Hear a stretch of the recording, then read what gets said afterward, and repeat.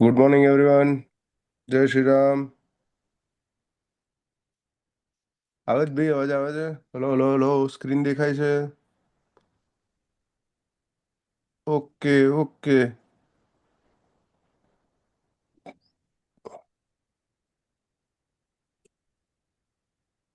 Revision પકડ્યું તું hydrology, run of સુધી પહોંચી ગયા હતા. બરાબર છે. શરૂઆત કરીએ. રન ઓફ કોને કહેવાય? તો રન ઓફ મીન્સ કે વરસાદ પડ્યા પછી જે પાણી ઇન્ફિલ્ટ્રેટ નથી થતું અને જમીનના ઢાળને કારણે જે જગ્યાએ કેચમેન્ટનો આઉટલેટ હોય સરફેસ ચેનલ દ્વારા, એના દ્વારા બહાર નીકળવાનો ટ્રાય કરે એને રન ઓફ કહેવામાં આવે. હવે રન ઓફના મલ્ટિપલ ટાઈપ છે.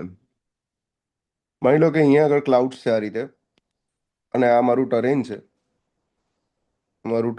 આ રીતે. રેનફોલ આખા એરિયા ઉપર થાય છે. આખા એરિયા ઉપર રેનફોલ થાય છે. તો એ વખતે વરસાદ પડતા છે જે સરફેસ પર શરૂ થઈ જશે, જે આપણે મોટે ભાગે જોઈએ છીએ, એને કહેવામાં આવશે સરફેસ રન ઓફ. આ સિવાય સેકન્ડ રન ઓફ થશે સરફેસની નીચે. થોડું ઘણું પાણી ઇન્ફિલ્ટ્રેટ થશે અને ઇન્ફિલ્ટ્રેટ થયેલું વોટર એ હેડ ડિફરન્સના કારણે મૂવ થવાનું ચાલુ થશે જમીનની જસ્ટ નીચે. એને આપણે કહીશું પ્રોમ્પ્ટ ઇન્ટરફ્લો. સેકન્ડ પાણી હજી જમીનમાં નીચે ઉતરશે. ક્યાં ઉતરશે અને કોને મળશે? પર્કોલેશન થઈને મળશે, ગ્રાઉન્ડ વોટર ટેબલને મળશે. આ ગ્રાઉન્ડ વોટર ટેબલમાં એન્ટર થતા પહેલા જ્યાં આગળ કેપલરી વોટર હોય, એ કેપલરી વોટરમાં વોટર ટેબલના ઢાળના કારણે જે પાણી એક્ઝિટ પર બહાર નીકળવાનો ટ્રાય કરશે એને કહીશું ડીલેડ ઇન્ટરફ્લો. ગ્રાઉન્ડ વોટર ટેબલની અંદર હેડ ડિફરન્સના કારણે જે મૂવમેન્ટ થાય એને કહીશું ગ્રાઉન્ડ વોટર ફ્લો. અને આ સિવાય બીજો રન ઓફ એક થશે રેનફોલ ઓવર ધ ચેનલ. તો આ મલ્ટિપલ ટાઈપના રન ઓફ આવી ગયા.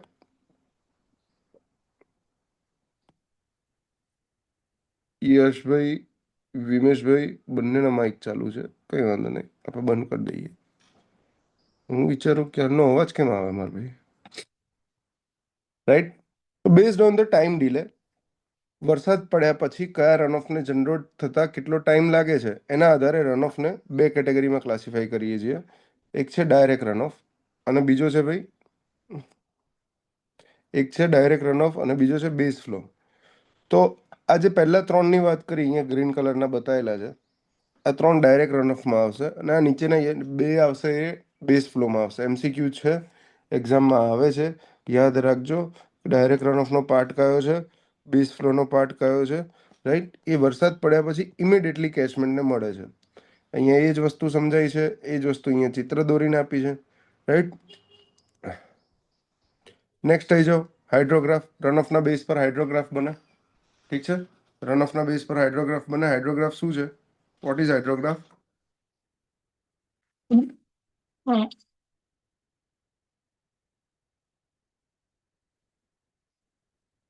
ડિસ્ચાર્જ વર્સિસ ટાઈમનો ગ્રાફ છે.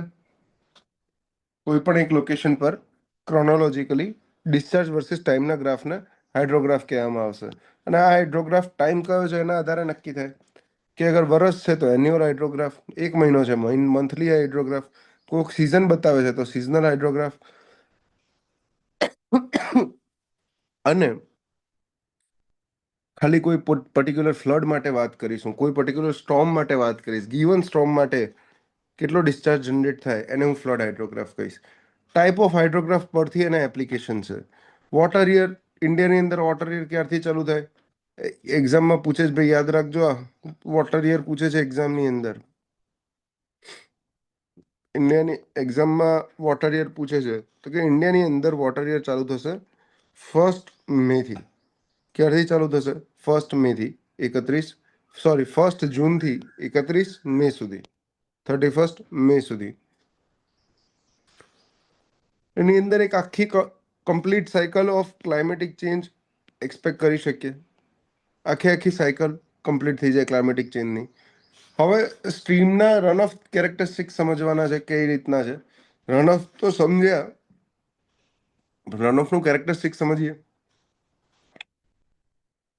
અગર સ્ટ્રીમની અંદર 365 દિવસ પાણી રહે છે, 365 days, હંમેશા સ્ટ્રીમમાં વોટર અવેલેબલ હોય જ છે, તો એવા ટાઈપના સ્ટ્રીમને પેરેનિયલ સ્ટ્રીમ કહીશ. ક્વેશ્ચન અહીંયા એ આવે છે કે વરસાદ આવતો નથી. અગર વરસાદ આવતો નથી, તમે રન ઓફના ટાઈપ જોયા, રન ઓફ વરસાદ પછી જ જનરેટ થાય બધા, બરાબર છે. અગર વરસાદ આવતો નથી તો શું ડાયરેક્ટ રન ઓફ જનરેટ થઈ શકશે? વરસાદ વખત ડાયરેક્ટ રન ઓફ જનરેટ થવો પોસિબલ છે, હા કે ના કહો? રેનફોલ વગર ડાયરેક્ટ રન ઓફ જનરેટ થવો પોસિબલ છે, યસ ઓર નો? બધા ઊંઘમાં છે, હજી ચા બા કોઈ પીધી નહીં. હવે રૂટીન મોટું મોટું ધોયા વગર બેસી જ જવાનું.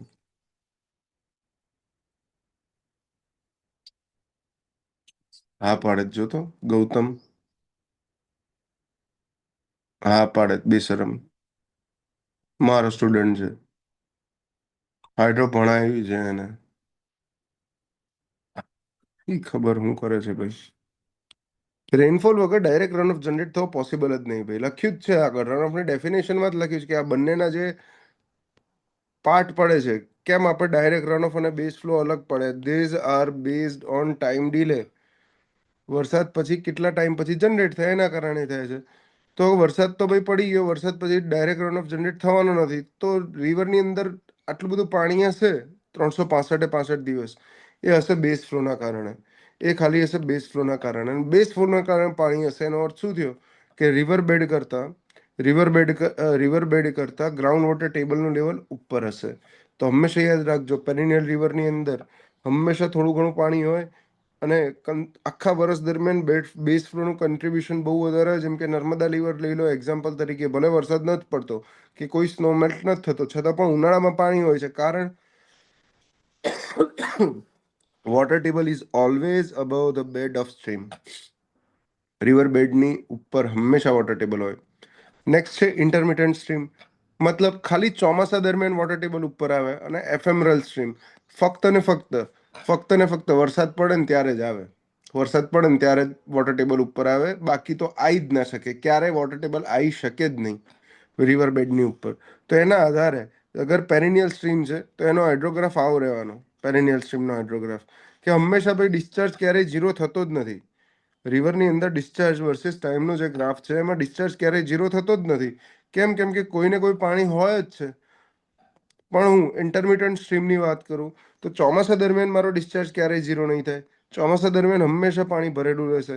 પણ એના પછી ગમે ત્યારે ડિસ્ચાર્જ ઝીરો થઈ શકે છે. જેમ કે અહીંયા લઈ લો, આ પોર્શન લઈ લો. જ્યારે એફેમરલ સ્ટ્રીમની અંદર ડિસ્ચાર્જ ઝીરો કરતા વધે ત્યારે જ વધે જ્યારે વરસાદ આવે ત્યારે. તો આ રેનફોલની ઇવેન્ટ થઈ, આ રેનફોલની ઇવેન્ટ થઈ, આ રેનફોલની ઇવેન્ટ થઈ. ડિસ્ચાર્જ ઝીરો કરતા ક્યારે વધી શકે? જ્યારે રેનફોલ આવે ત્યારે. તો આ બેઝિક કેરેક્ટરિસ્ટિક્સ છે 3 સ્ટ્રીમની. એ સિવાય ઇન્ફ્લુઅન્ટ અને એફ્લુઅન્ટ સ્ટ્રીમ આ બી પૂછે છે એક્ઝામની અંદર, right? What is the difference between perennial, intermittent? એ તો ડિસ્કસ થઈ ગયું. ઇન્ફ્લુઅન્ટ અને એફ્લુઅન્ટ સ્ટ્રીમ. અગર મારું રિવરનું વોટર, મારા સ્ટ્રીમનું વોટર એ ગ્રાઉન્ડ વોટરને રિચાર્જ કરે છે, ગ્રાઉન્ડ વોટરને રિચાર્જ કરે છે આ રીતે, તો હું એને ઇન્ફ્લુઅન્ટ સ્ટ્રીમ કહીશ. કેમ કે ગ્રાઉન્ડમાં ઇન થાય છે, અંદર જાય છે, જમીનમાં અંદર જાય છે પાણી, તો એને ઇન્ફ્લુઅન્ટ સ્ટ્રીમ કહીશ. પણ અગર ગ્રાઉન્ડ વોટર મારા રિવર સ્ટ્રીમને રિચાર્જ કરે છે, ગ્રાઉન્ડ વોટર મારા સ્ટ્રીમને રિચાર્જ કરે છે, તો એને એફ્લુઅન્ટ સ્ટ્રીમ કહીશ. ક્લિયર છે? પછી છે કેચમેન્ટની કેરેક્ટરિસ્ટિક્સ. બેઝિક છે કેચમેન્ટની કેરેક્ટરિસ્ટિક્સ. તો કેચમેન્ટ અથવા ડ્રેનેજ બેઝિનની જે બેઝિક કેરેક્ટરિસ્ટિક્સ હોય, એરિયા, શેપ, સ્લોપ. એરિયા તો ખબર છે, પ્લાનીમીટરથી માપવાનો. સ્ટ્રીમ ઓર્ડર વિશે જાણો છો? સ્ટ્રીમ ઓર્ડરની અંદર સ્ટ્રીમ ઓર્ડર બેઝિક કે ભાઈ આ મારું આખું કેચમેન્ટ બતાવ્યું છે. આ કેચમેન્ટની અંદર મલ્ટિપલ સ્ટ્રીમ છે. આ બધા સ્ટ્રીમને અલગ અલગ મારે ડિફાઇન કઈ રીતે કરવા? તો એના માટે કહે છે કે સ્ટ્રીમ જે ઓરિજિનેટ થશે, જ્યાંથી સ્ટ્રીમ ઓરિજિનેટ થશે, એ બધા સ્ટ્રીમને ઓર્ડર નંબર 1 આપી દેવાનો. બધા સ્ટ્રીમને ઓર્ડર નંબર 1 આપી દેવાનો. જ્યાંથી સ્ટ્રીમ ઓરિજિનેટ થાય છે એ બધા સ્ટ્રીમ ઓર્ડર નંબર 1ના સ્ટ્રીમ થઈ જશે. અહીંયા જેટલા માર્ક કર્યા, આ આખા સ્ટ્રીમ, આ રેડ કલર વાળા, આ બધા સ્ટ્રીમ ઓર્ડર 1 સ્ટ્રીમ થઈ ગયા ભાઈ. હવે શું કરવાનું?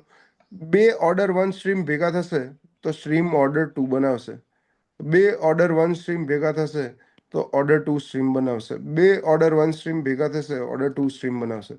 તો આ બધા ઓર્ડર ટુ સ્ટ્રીમ થઈ ગયા. ઓર્ડર વન અને ઓર્ડર ટુ ભેગા થશે તો જેમ કે અહીંથી આ ઓર્ડર ટુ છે, ઓર્ડર ટુ અને ઓર્ડર વન ભેગા થશે તો પણ ઓર્ડર ટુ જ રહેશે. મોટો ઓર્ડર જ રહે. નાનો મોટો ભેગો થાય તો મોટો ગણાય. બરાબર. પણ બે ઓર્ડર ટુ ભેગા થયા, જેમ કે આ બે ઓર્ડર ટુ અહીંયા ભેગા થયા તો ઓર્ડર થ્રી સ્ટ્રીમ બનશે. બે ઓર્ડર થ્રી સ્ટ્રીમ ભેગા થયા અહીંયા તો ઓર્ડર ફોર સ્ટ્રીમ બનશે. મતલબ જેમ જેમ કેચમેન્ટના આઉટલેટ તરફ જતા જઈએ, આ કેચમેન્ટનો આઉટલેટ આવ્યો ને, કેચમેન્ટના આઉટલેટ તરફ જેમ જેમ જતા જઈએ એમ સ્ટ્રીમ ઓર્ડર શું થતું જાય? વધતો જશે.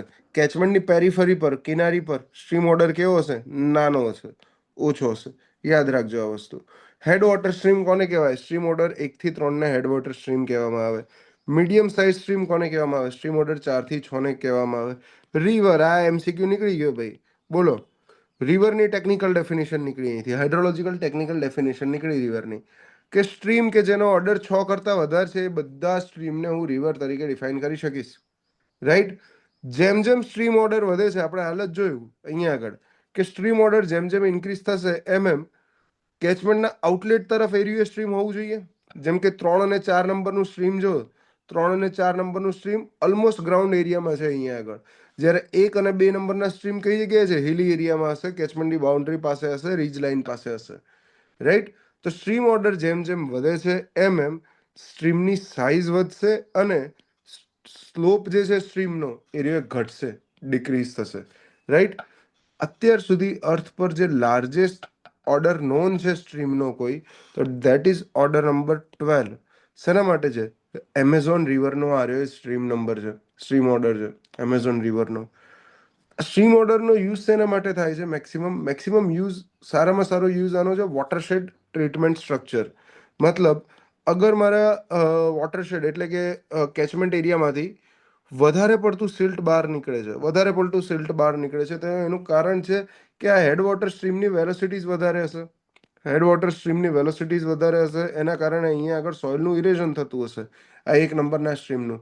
તો સોલ્યુશન શું છે કે આવા નાની સાઇઝના સ્ટ્રીમને પહેલાં આઈડેન્ટિફાઈ કરો અને એના ઉપર ચેકડેમ બનાવો, એના ઉપર ચેકડેમ બનાવો, આ સોઇલ કન્ઝર્વેશન સ્ટ્રક્ચર્સ બનાવો, પાળા બનાવો, નાના નાના બંધારા બનાવો. આ સોઇલ કન્ઝર્વેશન, આનાથી ફાયદો એ થશે કે સોઇલનું ઇરોઝન તો ઘટશે જ ઘટશે, સાથે ડાઉનસ્ટ્રીમ સાઈડ અગર કોઈ ડેમ હશે, જેમ કે અહીંયા કેચમેન્ટના આઉટલેટ પર મેં ડેમ બતાવ્યો છે, એનો સબમર્જન્સ એરિયા જે પણ હોય, માની લો કે આટલો એનો સબમર્જન્સ એરિયા છે, આ ડેમ બતાવ્યો છે, આ ડેમનો સબમર્જન્સ એરિયા કંઈક આટલો થાય છે. આ ડેમના સબમર્જન્સ એરિયાની અંદર જે સિલ્ટ જમા થતું હશે એ સિલ્ટ ઓછું જમા થવા લાગશે.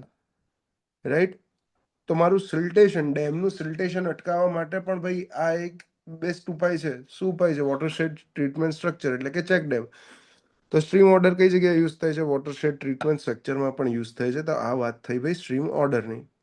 નેક્સ્ટ આવી જાઓ, સ્ટ્રીમ ડેન્સિટી. હવે આ બધી ડેફિનેશન આવી ગઈ કે જેટલા નંબર ઓફ સ્ટ્રીમ છે ડિવાઇડેડ બાય ટોટલ કેચમેન્ટનો એરિયા. ડ્રેનેજ ડેન્સિટી, જેટલા નંબર ઓફ સ્ટ્રીમ છે એની ટોટલ લેન્થ ડિવાઇડેડ બાય કેચમેન્ટનો એરિયા. રિલીફ, કેચમેન્ટના હાઈએસ્ટ એલિવેશન વાળા પોઈન્ટ અને કેચમેન્ટના આઉટલેટ વાળા પોઈન્ટ. હાઈએસ્ટ એલિવેશન માની લો કે આખી રીજ લાઇન છે, આ રીજ લાઇન પર હાઈએસ્ટ એલિવેશનનો પોઈન્ટ અહીંયા છે 1500 મીટર, અને અહીંયા કેચમેન્ટનું આઉટલેટ છે જેનું એલિવેશન 100 મીટર છે. તો રિલીફ કોને કહેવાશે? 1500 માઇનસ 100 એટલે કે 1400 મીટર. હાઈએસ્ટ એલિવેશન વાળા પોઈન્ટ અને કેચમેન્ટના આઉટલેટ વચ્ચેનો elevation difference is called relief. પછી જે સ્લોપ, જે રિવરનો સ્લોપ હશે મેઇન લાઇનનો, એ જ ભાઈ મારા કેચમેન્ટનો સ્લોપ ગણીશું. લેન્થ, જે મેઇન રિવરની લેન્થ હશે, સ્ટ્રીમની લેન્થ હશે, એ જ કેચમેન્ટની લેન્થ ગણીશ. શેપ પેરામીટર્સ, ફોર્મ ફેક્ટર કોને કહેવાય? કેચમેન્ટ એરિયા બાય કેચમેન્ટના લેન્થનો સ્ક્વેર. શેપ ફેક્ટર કોને કહેવાય? આ ફોર્મ ફેક્ટરનું ઊંધું થઈ ગયું. કોમ્પેક્ટનેસ કોફિશિયન્ટ કોને કહેવાય? કેચમેન્ટની પરિમિતિ ડિવાઇડેડ બાય કેચમેન્ટ એરિયા જેટલા જ એરિયાના સર્કલની પરિમિતિ. Circulatory ratio, કેચમેન્ટનો area divided by કેચમેન્ટની જેટલી પરિમિતિ છે એટલા જ એરિયાના સર્કલનો, એટલા જ પરિમિતિના સર્કલનો એરિયા. અને elongation ratio, diameter of circle area is base in area divided by catchment length. આ બેઝિક વસ્તુઓ હતી થોડી ઘણી. રાઈટ. પછી જે હાઇપોસોમેટ્રિક કહો, હાઇપોસોમેટ્રિક કર્વ શેનો યુઝ છે? આ છે શું બેઝિકલી? કંઈ નવું નથી. આમાં સિમ્પલ વસ્તુ એ છે કે રિલેટિવ હાઇટ વર્સિસ કેચમેન્ટની રિલેટિવ હાઇટ વર્સિસ રિલેટિવ એરિયાનો ગ્રાફ છે. રન ઓફ વોલ્યુમ અથવા તો yield. જેટલું પાણી નીકળે છે એને ટાઈમથી મલ્ટીપ્લાય કરી દો તમને yield મળશે, વોલ્યુમ મળશે. અગર આખા વર્ષ સુધી નીકાળશે તો વર્ષ સુધી ત્યાં કેટલું પાણી ભેગું થાય છે એ જાણવા મળશે. રન ઓફ કઈ રીતે ડિટરમાઇન કરવામાં આવે? તો રન ઓફ ડિટરમાઇન કરવા માટે મલ્ટિપલ ટેકનિક્સ છે. પહેલું તો ઇમ્પેરિકલ ફોર્મ્યુલા. ઇમ્પેરિકલ ઇક્વેશનની અંદર પહેલું છે ખોસલાસ ઇક્વેશન, કે જ્યાં મંથલી રન ઓફ નીકળે છે મંથલી રેનફોલમાંથી મંથલી મીન ટેમ્પરેચરમાં બાદ કરીને. LM એટલે કે મંથલી લોસ, કે જે ડિપેન્ડ હોય ટેમ્પરેચર પર. તો ખોસલાસ ફોર્મ્યુલામાં આ યાદ રાખવાનું કે જે લોસ બાદ કરીએ છીએ it depends upon temperature, it depends on temperature.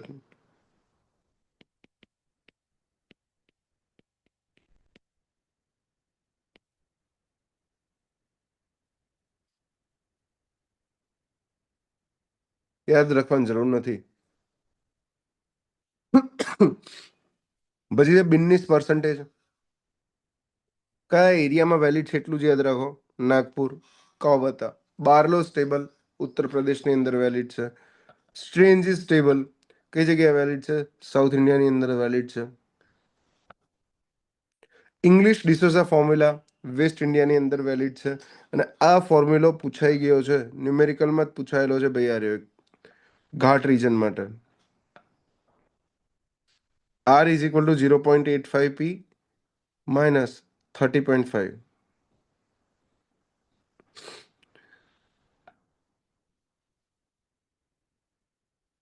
Using run of coefficient method. આનાથી જ નીકળતા તમને આવડે. આમાં ઊંધું લખાઈ ગયું છે એટલે જોઈ લેજો કશાકમાં. આ રહ્યું. ના ના બરાબર છે. ઇન્ફિલ્ટ્રેશન કર્વ ઇન્ડાઇસિસ મેથડ આગળ જ જોયું કે phi is equal to P minus R divided by T શીખ્યા હતા. આના પરથી રન ઓફ નીકળીએ કે ને, તો 5 multiply by T is equal to P minus R, અને R is equal to P minus 5t. Using water side simulation method એટલે કે વોટર બજેટ ઇક્વેશન, આ તમને ખબર છે રાઈટ. તો આ મલ્ટિપલ મેથડ રન ઓફ નીકળવાની આપણે જોઈ લીધી.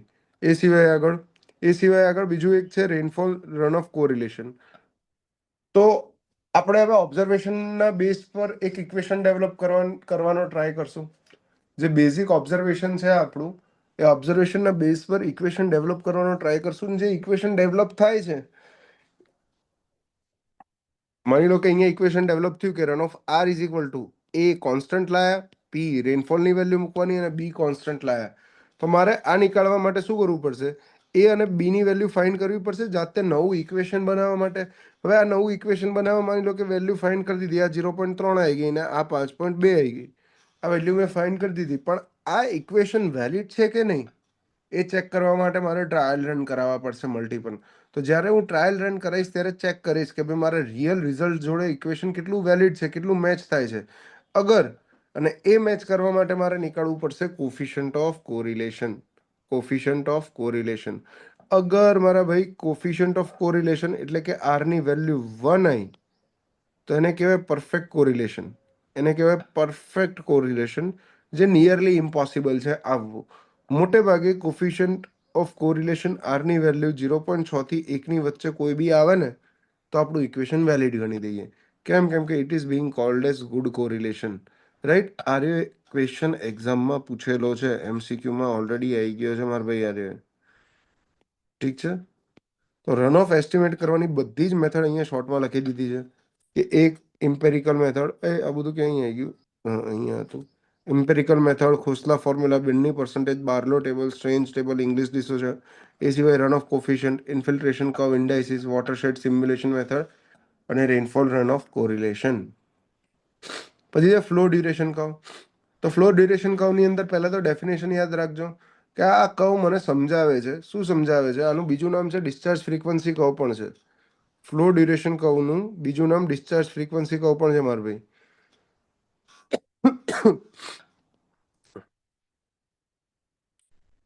આ કર્વ મને સમજાવે છે કે કેટલા પર્સન્ટેજ ઓફ ધ ટાઈમ મારા ફ્લોની વેલ્યુ ગિવન વેલ્યુ કરતાં વધારે છે.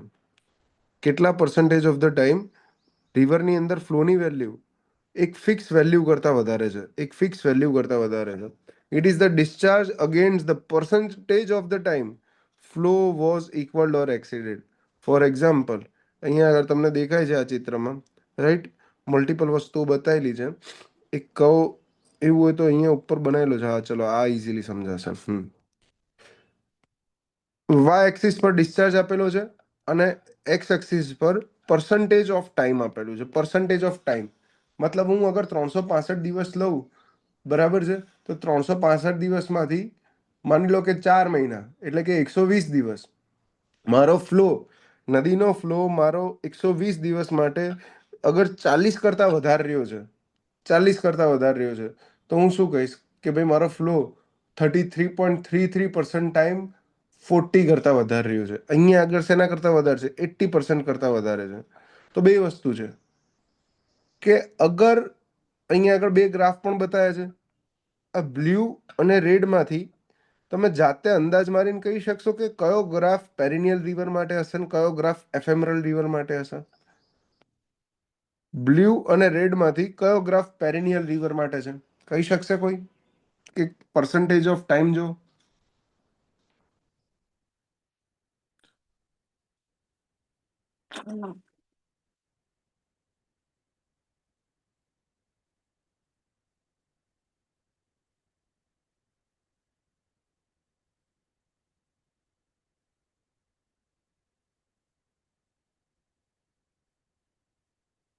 પાક્કું? Very good. HMD global, HMD fusion, okay, ભલે, વાત સાચી જ ભાઈની કે આ જે બ્લુ ગ્રાફ છે, અરે બ્લુ ગ્રાફ છે ભાઈ પેરેનિયલ રિવર માટે અને આ રેડ ગ્રાફ છે એફેમરલ રિવર માટે. શું રીઝન છે આનું? તો આનું રીઝન માર ભાઈ એવું છે કે અગર એફેમરલ રિવર હોય તો ચોમાસા સિવાયના ટાઈમની અંદર ફ્લો કેટલો રહેવાનો છે? એફેમરલ રિવર ભણે હમણાં, એફેમરલ રિવરમાં ચોમાસા સિવાયના ટાઈમની અંદર ફ્લો કેટલો રહેશે? લખો લે, કંઈક તો લખો, મને ખબર પડે કે હું એકલો વાર્તા નહીં કરતો.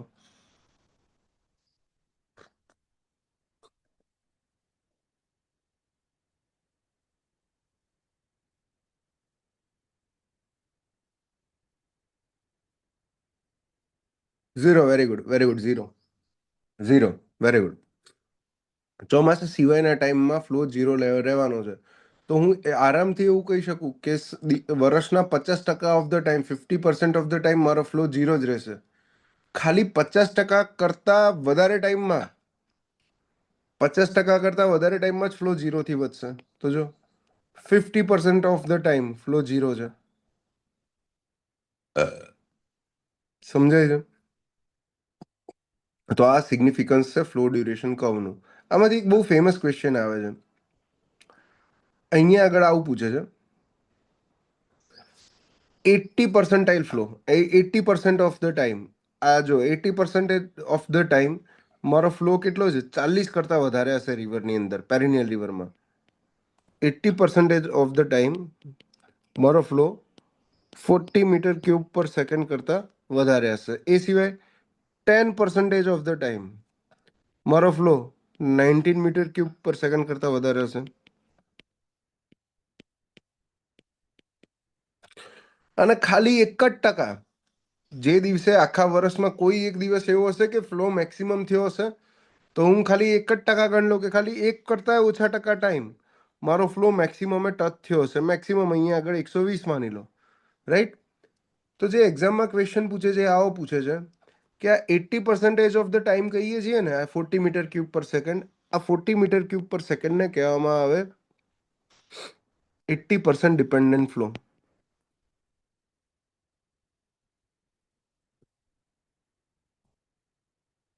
90 ને કહેવામાં આવે 10% ડિપેન્ડન્ટ ફ્લો.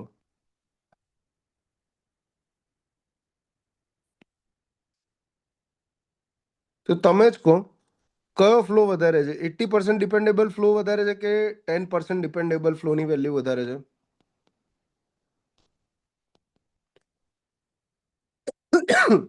એક્ઝેક્ટલી. એક્ઝામમાં ભૂલ ના થાય સાચવજો. એક્ઝામમાં સેન્ટેન્સમાં આવશે આ રહી એ વસ્તુ. એક્ઝામમાં સેન્ટેન્સમાં આવશે આ રીતે કે 100% ડિપેન્ડેબલ ફ્લો, 10% ડિપેન્ડેબલ ફ્લો, આ રહ્યો છે 90% dependable flow is greater than. Load નહીં લઈ એક તું આ રહી એ ફાઇલ એવું લાગે છે હવે. 90% dependable flow is greater than 70% dependable flow. Sentence કયું સાચું છે ને કયું ખોટું છે આવું આવશે એક્ઝામની અંદર. આવું એક્ઝામમાં આવશે. તો આ સેન્ટેન્સ સાચું છે કે ખોટું પહેલા એ કહી દો હેડો બોઈઝ.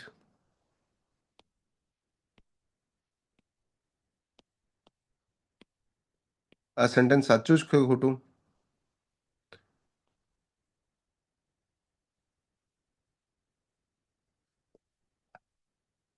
ફોલ્સ સ્ટેટમેન્ટ હાઇલાઇટ કરવું પડશે પહેલા. ફોલ્સ સ્ટેટમેન્ટ હાઇલાઇટ કરવું પડશે, નહીતર તકલીફ શું પડશે કે આ બોક્સ જોઈને કુખી કાઢશે.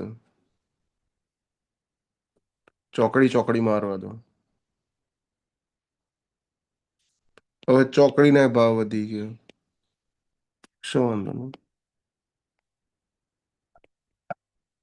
લો બસ. હા હા હા હા હા. Next, flood hydrograph. Flood hydrograph એક વખત આ એમસીક્યુ કરી લઈએ યાર. રન ઓફ વાળા એમસીક્યુ જોવા હતા આપણે યાર.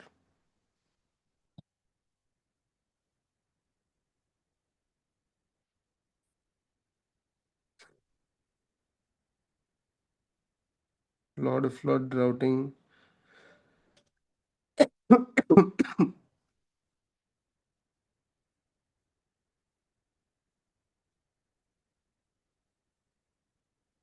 હા તો યુનિટ હાઇડ્રોગ્રાફ થી ઇન્ફિલ્ટ્રેશન એન્ડ રન ઓફ. હા infiltration.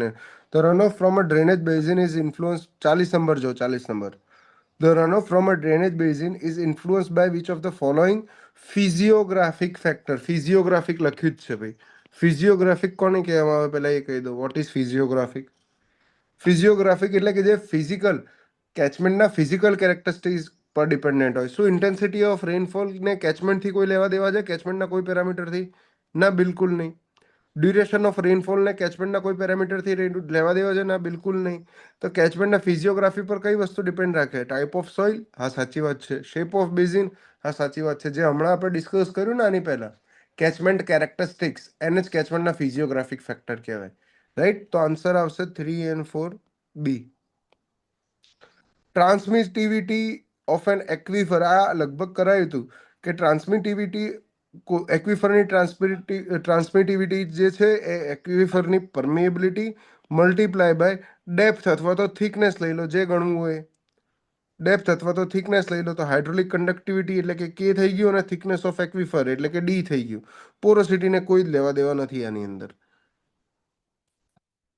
The rational method is commonly used to estimate runoff from a drainage basin, the infiltration rate of soil, groundwater quality in drainage channels. Runoff from a drainage basin આવે 43 ની અંદર એ આવી જશે. Right. Rational method આવશે આગળ હજી. Flood જ્યારે ફ્લડની અંદર આવશે એ રહ્યું. Which assumption of unit hydrograph theories are not required for a geological formation which is essentially impermeable? Groundwater, no question. Which type of hydropower plant can be with or without pondage? પાણી ભર્યા વગરનો hydro power plant કયો કહેવામાં આવે? તો run of river power plant, કે જેની અંદર વોટરનો સ્ટોરેજ ન હોય, કન્ટિન્યુઅસ પાણી જતું હોય. રન ઓફ રિવર પાવર પ્લાન્ટનું એક એક્ઝામ્પલ આપું તમને. લગભગ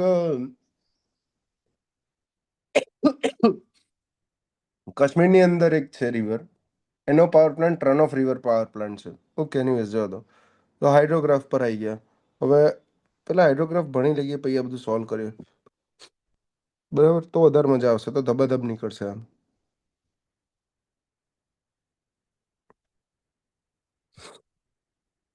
ફ્લડ હાઇડ્રોગ્રાફ. હાઇડ્રોગ્રાફ બેઝિક તો ભણ્યા જ છીએ, પણ આ તો વાત કરવાની છે મારા ભાઈ ફ્લડ હાઇડ્રોગ્રાફની.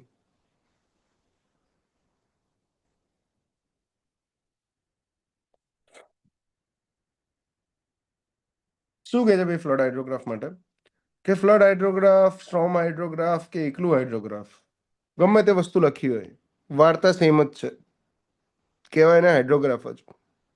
હાઇડ્રોગ્રાફ માટે એક વસ્તુ જોઈ લીધી હતી.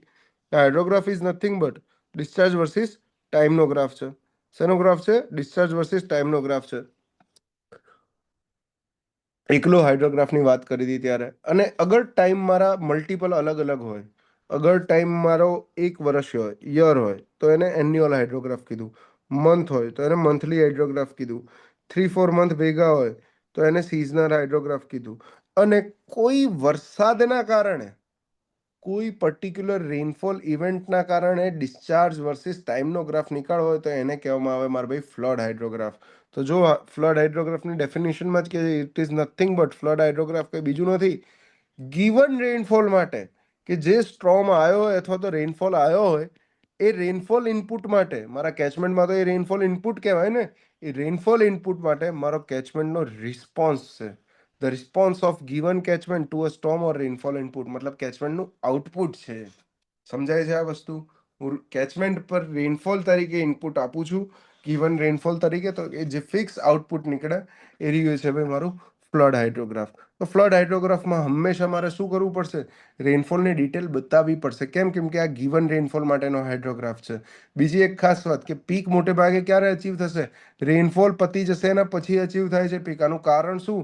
કે હાઇડ્રોગ્રાફમાં પીક ત્યારે જ આવે જ્યારે આખો એરિયા, આખો કેચમેન્ટ એરિયા સાયમલ્ટેનિયસલી, એટલે કે એક સાથે કેચમેન્ટના આઉટલેટથી બહાર નીકળવાનો ટ્રાય કરે. આખા એરિયા પર ભરાયેલું પાણી એક સાથે કેચમેન્ટના આઉટલેટથી બહાર નીકળવાનો ટ્રાય કરે ત્યારે પીક આવે. અને આ બધું પાણી દૂર દરાજના એરિયામાંથી ભેગું થતું થતું થતું જ્યારે કેચમેન્ટના આઉટલેટ પર પહોંચશે ત્યાં સુધી લગભગ વરસાદ બંધ થઈ ગયો હશે. એટલે પીક આવતા મોટે ભાગે ટાઈમ લાગે, રાઈટ? તો આ એ જ વસ્તુ બતાવે છે. હાઇડ્રોગ્રાફના કમ્પોનન્ટ્સ જોઈ લો. Which are the components of hydrograph? તો હાઇડ્રોગ્રાફના કમ્પોનન્ટ, બેઝિક કમ્પોનન્ટ કહીએ તો પહેલો રાઇઝિંગ લિમ્બ, મતલબ આ એ થી બીને રાઇઝિંગ લિમ્બ કહેવામાં આવે. આની અંદર શું થાય? આની અંદર બધા એરિયામાંથી પાણી ભેગું થતું આવે. આ રાઇઝિંગ લિમ્બનો જે શેપ છે બે વસ્તુ પર ડિપેન્ડ કરે. કેચમેન્ટની કેરેક્ટરિસ્ટિક્સ અને સ્ટોર્મની કેરેક્ટરિસ્ટિક્સ બંને ઉપર ડિપેન્ડ કરે. બેઝિન એન્ડ સ્ટોર્મ બંને પર ડિપેન્ડ કરે. પછી આવે ક્રેસ્ટ સેગમેન્ટ એટલે કે બીસી. આ ક્રેસ્ટ સેગમેન્ટની અંદર ભાઈ પીક હોય. આ પીક ડિનોટ કરે કે બધું પાણી એક સાથે મારા ગીવન સેક્શનથી, એટલે કે કેચમેન્ટના આઉટલેટથી બહાર નીકળવાનો ટ્રાય કરી રહ્યું છે. લખ્યું જ છે peak flow occurs when runoff from various parts of the catchment simultaneously contributes amount. કેચમેન્ટના બધા ભાગથી જે રનઓફ આવ્યો છે એ બધા ભાગથી આવેલો રનઓફ એક સાથે contribute કરે છે to achieve the maximum amount of flow at the catchment outlet. The peak depends upon basin and storm characteristics. Peak પણ basin અને storm characteristics પર depend કરે છે. બીજું, generally for large catchment peak occurs after completion of rainfall. આ પણ હમણાં આપણે ડિસ્કસ કરી લીધું. ત્રીજી વસ્તુ, આ રિસેશન લિમ્બ. રિસેશન લિમ્બ પ્યોરલી ડિનોટ કરે છે કે વરસાદ પડી ગયો, એક સાથે પાણી બહાર નીકળી ગયું કેચમેન્ટના આઉટફ્લોની. હવે જે ચેનલની અંદર જે સ્ટોરેજ રહ્યું છે, આ ચેનલની અંદર, બધી ચેનલની અંદર સ્ટોરેજ ધીરે ધીરે રિડ્યુસ થઈને પોતાના ઓરિજિનલ લેવલે આવવા લાગશે, ઘટતું ઘટતું પોતાનું ઓરિજિનલ લેવલે આવવા લાગશે. તો ચેનલના સ્ટોરેજનો ઘટાડો ડિનોટ કરે છે. શું ડિનોટ કરે છે? અરે રિસેશન લિમ્બ. શું રિસેશન લિમ્બ સ્ટોર્મ કેરેક્ટરિસ્ટિક્સ પર ડિપેન્ડ કરશે? આ રાઇઝિંગ લિમ્બ તો સ્ટોર્મ પર ડિપેન્ડ કરતું હતું, બેઝિન પર પણ ડિપેન્ડ કરતું હતું, ક્રેસ્ટ સેગમેન્ટ પણ સ્ટોર્મ અને બેઝિન કેરેક્ટરિસ્ટિક્સ પર ડિપેન્ડ કરતું હતું. પણ શું રિસેશન લિમ્બ સ્ટોર્મ અને બેઝિન કેરેક્ટરિસ્ટિક્સ બંને પર ડિપેન્ડ કરશે કે ખાલી ને ખાલી બેઝિન કેરેક્ટરિસ્ટિક્સ પર ડિપેન્ડ કરશે? ખાલી બેઝિન કેરેક્ટરિસ્ટિક્સ પર ડિપેન્ડ કરશે. કેમ ભાઈ ખાલી બેઝિન પર ડિપેન્ડ કરશે? કેમ કે સ્ટોર્મથી તો કોઈ લેવા દેવા નથી, સ્ટોર્મ જતો રહ્યો મારે ભાઈ. અને આ એકલું સ્ટોરેજનું રિડક્શન દર્શાવે છે. સ્ટોરેજના રિડક્શનમાં સ્ટોર્મને કોઈ લેવા દેવા જ નહીં. જો તો falling limb અથવા તો recession limb, without of water from the storage built up in catchment, withdrawal of water from the storage built up in the catchment area channel during the earlier phase of hydrograph. આગળના ફેઝમાં જે ચેનલની અંદર માની લો કે હાઇડ્રોગ્રાફ શરૂ થયો એ પહેલા આટલું પાણી હતું, પછી જેમ જેમ ભાઈ વરસાદ આવવા લાગ્યો, રાઇઝિંગ લિમ્બ આવ્યો તો પાણી વધ્યું, પાણી વધ્યું, પાણી વધ્યું, પીક પર પાણી પીક પર પહોંચ્યું, આટલે પહોંચ્યું, પીક પતી ગઈ, બરાબર છે, ફ્લો પણ બહાર નીકળી ગયો, પણ મારા ચેનલની અંદર વોટર લેવલ તો આટલું જ રહ્યું હશે. તો હવે આ વોટર લેવલ ધીરે ધીરે ઘટશે, આ વોટર લેવલ ધીરે ધીરે ઘટશે અને પોતાના ઓરિજિનલ લોકેશન પર પાછું આવી જશે, પોતાના ઓરિજિનલ લેવલ પર. આ રિસેશન લિમ્બ છે. અહીંયા આગળ ખાસ યાદ રાખવાનું એ કે the shape of falling લિમ્બ depends only upon basin or catchment characteristics. It is independent of storm characteristics. આ એક એમસીક્યુ છે, અહીંથી એમસીક્યુ નીકળે છે કે રિસેશન લિમ્બ ખાલી ને ખાલી ડિપેન્ડ કરે છે બેઝિનના કેરેક્ટરિસ્ટિક્સ પર. રિસેશન લિમ્બ બિલકુલ ડિપેન્ડ નથી કરતું સ્ટોર્મના કેરેક્ટરિસ્ટિક્સ પર, રાઈટ. નેક્સ્ટ થઈ જાઓ, ફ્લડ હાઇડ્રોગ્રાફ આર્યો કરાવડાયો. ફેક્ટર્સ અફેક્ટિંગ ફ્લડ હાઇડ્રોગ્રાફ કયા કયા ફેક્ટર્સ છે ડિટેલમાં જોઈએ. તો પહેલો છે shape of basin and or catchment. તો અગર મારા બેઝિનનો શેપ કંઈક આ રીતનો છે, એટલે કે બેઝિન અહીંયા આગળ આઉટલેટ પાસે મારું બેઝિન વાઇડ છે, આઉટલેટ પાસે બેઝિન વાઇડ છે, તો વધારે માત્રામાં પાણી અહીંયા જમા થશે, અને આ પાણી આઉટલેટથી નજીક જમા થયું છે, તો જે પીક છે એ પીક અર્લી અચીવ થશે. તો લખી જો અર્લી પીક. હાઇડ્રોગ્રાફ જે છે ડાબી બાજુ સ્ક્યુડ હશે, આ રીતે હશે, લેફ્ટ સાઈડ સ્ક્યુડ હશે. પણ અગર મારા કેચમેન્ટનો બ્રોડ સેક્શન સૌથી ટેલ એન્ડ પર છે, છેલ્લા ખૂણે છે, તો અહીંયા વધારે પાણી જમા થશે, ને આ પાણીને બહાર નીકળવા માટે ટ્રાવેલ ખાસું કરવું પડશે, ને એને બહાર નીકળવા માટે આવતા ટાઈમ લાગશે. કેચમેન્ટના આઉટલેટ સુધી પહોંચીને બહાર નીકળવામાં આવતા ટાઈમ લાગશે કેચમેન્ટના આઉટલેટ સુધી. તો આને કહેવામાં આવશે ભાઈ, આના કારણે ભાઈ જે પીક અચીવ થશે, પીક કેવી અચીવ થશે? પીક ડીલેડ અચીવ થશે, મોડી અચીવ થશે, રાઈટ. અહીંયા લખ્યું છે ડીલેડ પીક. આને કહેવાય હાઇડ્રોગ્રાફ સ્ક્યુડ ટુ રાઈટ. અગર મારો કેચમેન્ટ ઇલોંગેટેડ શેપ છે, તો પીક મારી બેકથી આવશે આ રીતે, રાઈટ. તો fan shape, that is nearly semicircular shape catchments give higher peak and narrower hydrograph compared to elongated catchments, which gives broad and low peak hydrograph. Size of catchment. Catchment ની size કઈ રીતે depend કરે? The base time depend કરે ભાઈ કેચમેન્ટની size પર. Slope of catchment. એક catchment આવો છે, આ એક નંબરનો કેચમેન્ટ બતાવે છે કે જેમાં પોઈન્ટ એ થી બી સુધી અગર સ્લોપ બતાવો તો આ રીતનો સ્લોપ છે.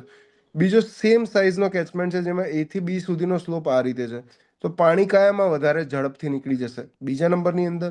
સીધી વાત છે. તો જો એનો રિસેશન લિમ્બ ફટાક દઈને પૂરો થઈ ગયો, કેમ કે ઢાળ વધારે છે એટલે.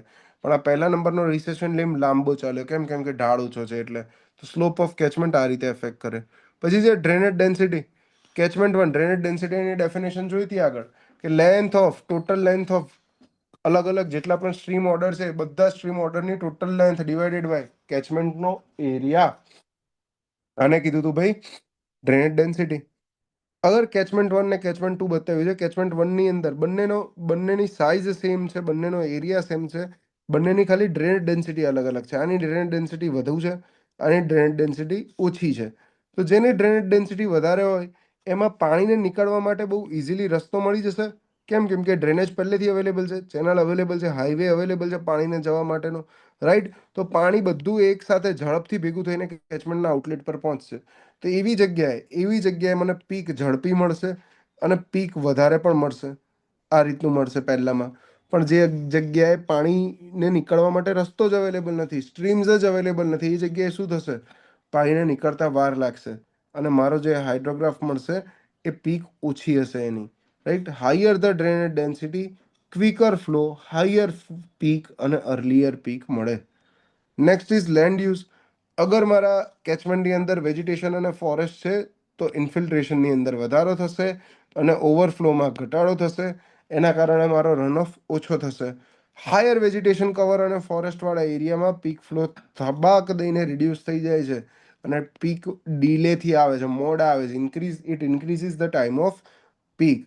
Urbanisation of rural area. પહેલાં ગામડું હતું ને ત્યાં અત્યારે સિટી બની ગયું, તો બહુ બધા પેવ્ડ સરફેસ આવી જશે. પેવ્ડ સરફેસ આવી જશે એટલે રનઓફ ફટાક દઈને થવા લાગશે, રનઓફ કોફિશિયન્ટ વધી ગયો, રનઓફ પણ ઝડપી થશે.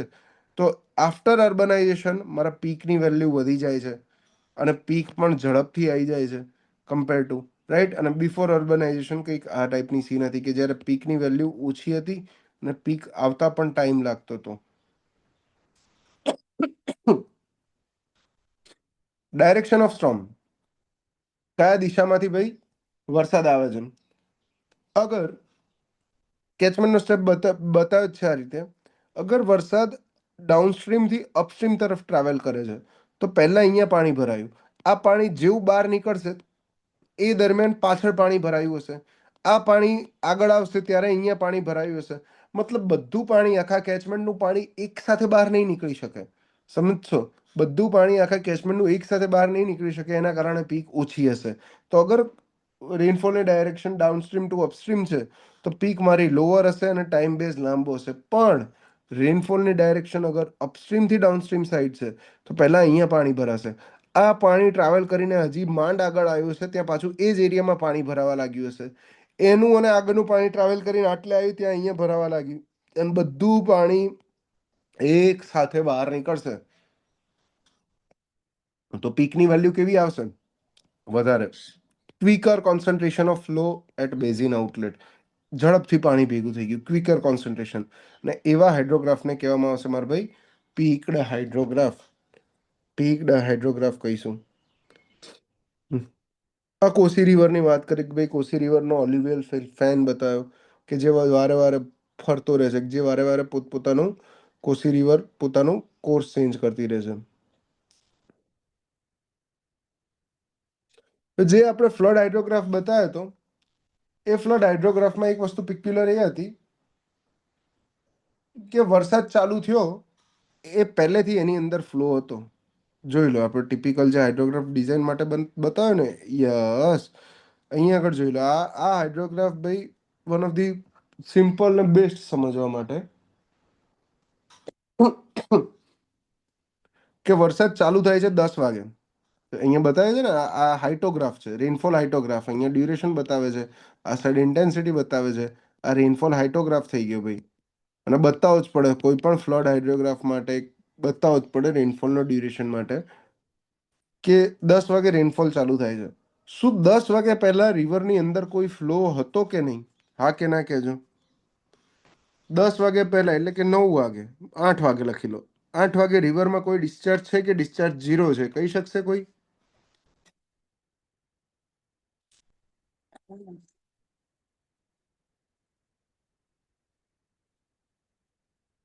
છે ડિસ્ચાર્જ છે, રાઈટ?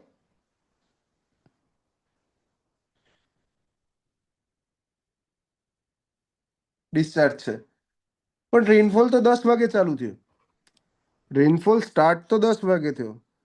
તો આજે 8 થી 10 વચ્ચે તમને જે અહીંયા ડિસ્ચાર્જ દેખાય છે, આ થોડો ઘટતો ડિસ્ચાર્જ.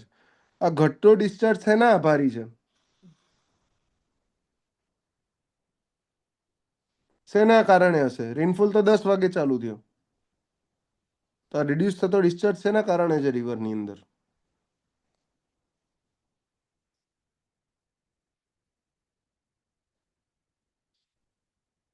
Evaporation, infiltration.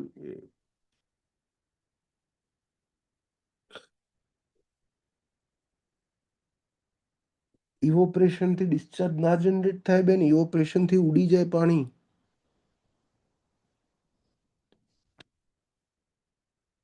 પ્રીવિયસ રેન તો જવા દો, બેઝ ફ્લો ના કારણે છે. બેઝ ફ્લો ના કારણે છે. આટલું બધું રન ઓફ બરફ ભણાયું તો જ્યાં ત્યાં જ છો તમે લોકો.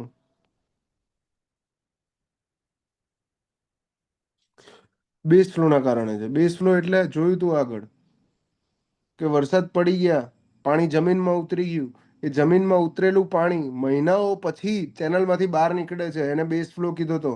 બેઝ ફ્લોના બે પાર્ટ કીધા હતા, ડિલેડ ઇન્ટરફ્લો અને base flow. Ground water flow, delayed interflow અને ગ્રાઉન્ડ વોટર ફ્લો. વરસાદ પડ્યા પછી આ બધો જે ડિસ્ચાર્જ ઇન્ક્રીઝ થયો, વરસાદ પડ્યા પછી અહીંયા જે આ જેવો વરસાદ 10 વાગે ચાલુ થઈ ગયો, તરત મારો ડિસ્ચાર્જ વધવા લાગ્યો. આ ડિસ્ચાર્જ વધવા લાગ્યો. આ પોઈન્ટ જો 12 વાગે વધ્યો, 2 વાગે વધ્યો, 4 વાગે પીક પર પહોંચ્યો, 6 વાગે આટલે સુધી પહોંચ્યો. આ જે ડિસ્ચાર્જ વધવા લાગ્યો, આ બધું ડાયરેક્ટ રન ઓફના આધારે છે.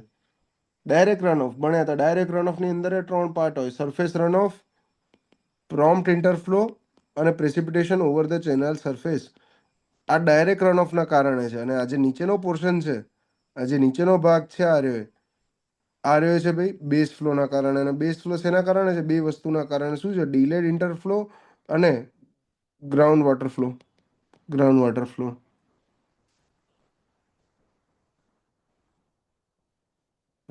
પ્રોમ્પ્ટ ઇન્ટરફ્લો એટલે ક્લાસમાં લેટ આવવાનું ને પછી પૂછવાનું પ્રોમ્પ્ટ ઇન્ટરફ્લો કોને કહેવાય. પતી ગયું પ્રોમ્પ્ટ ઇન્ટરફ્લો.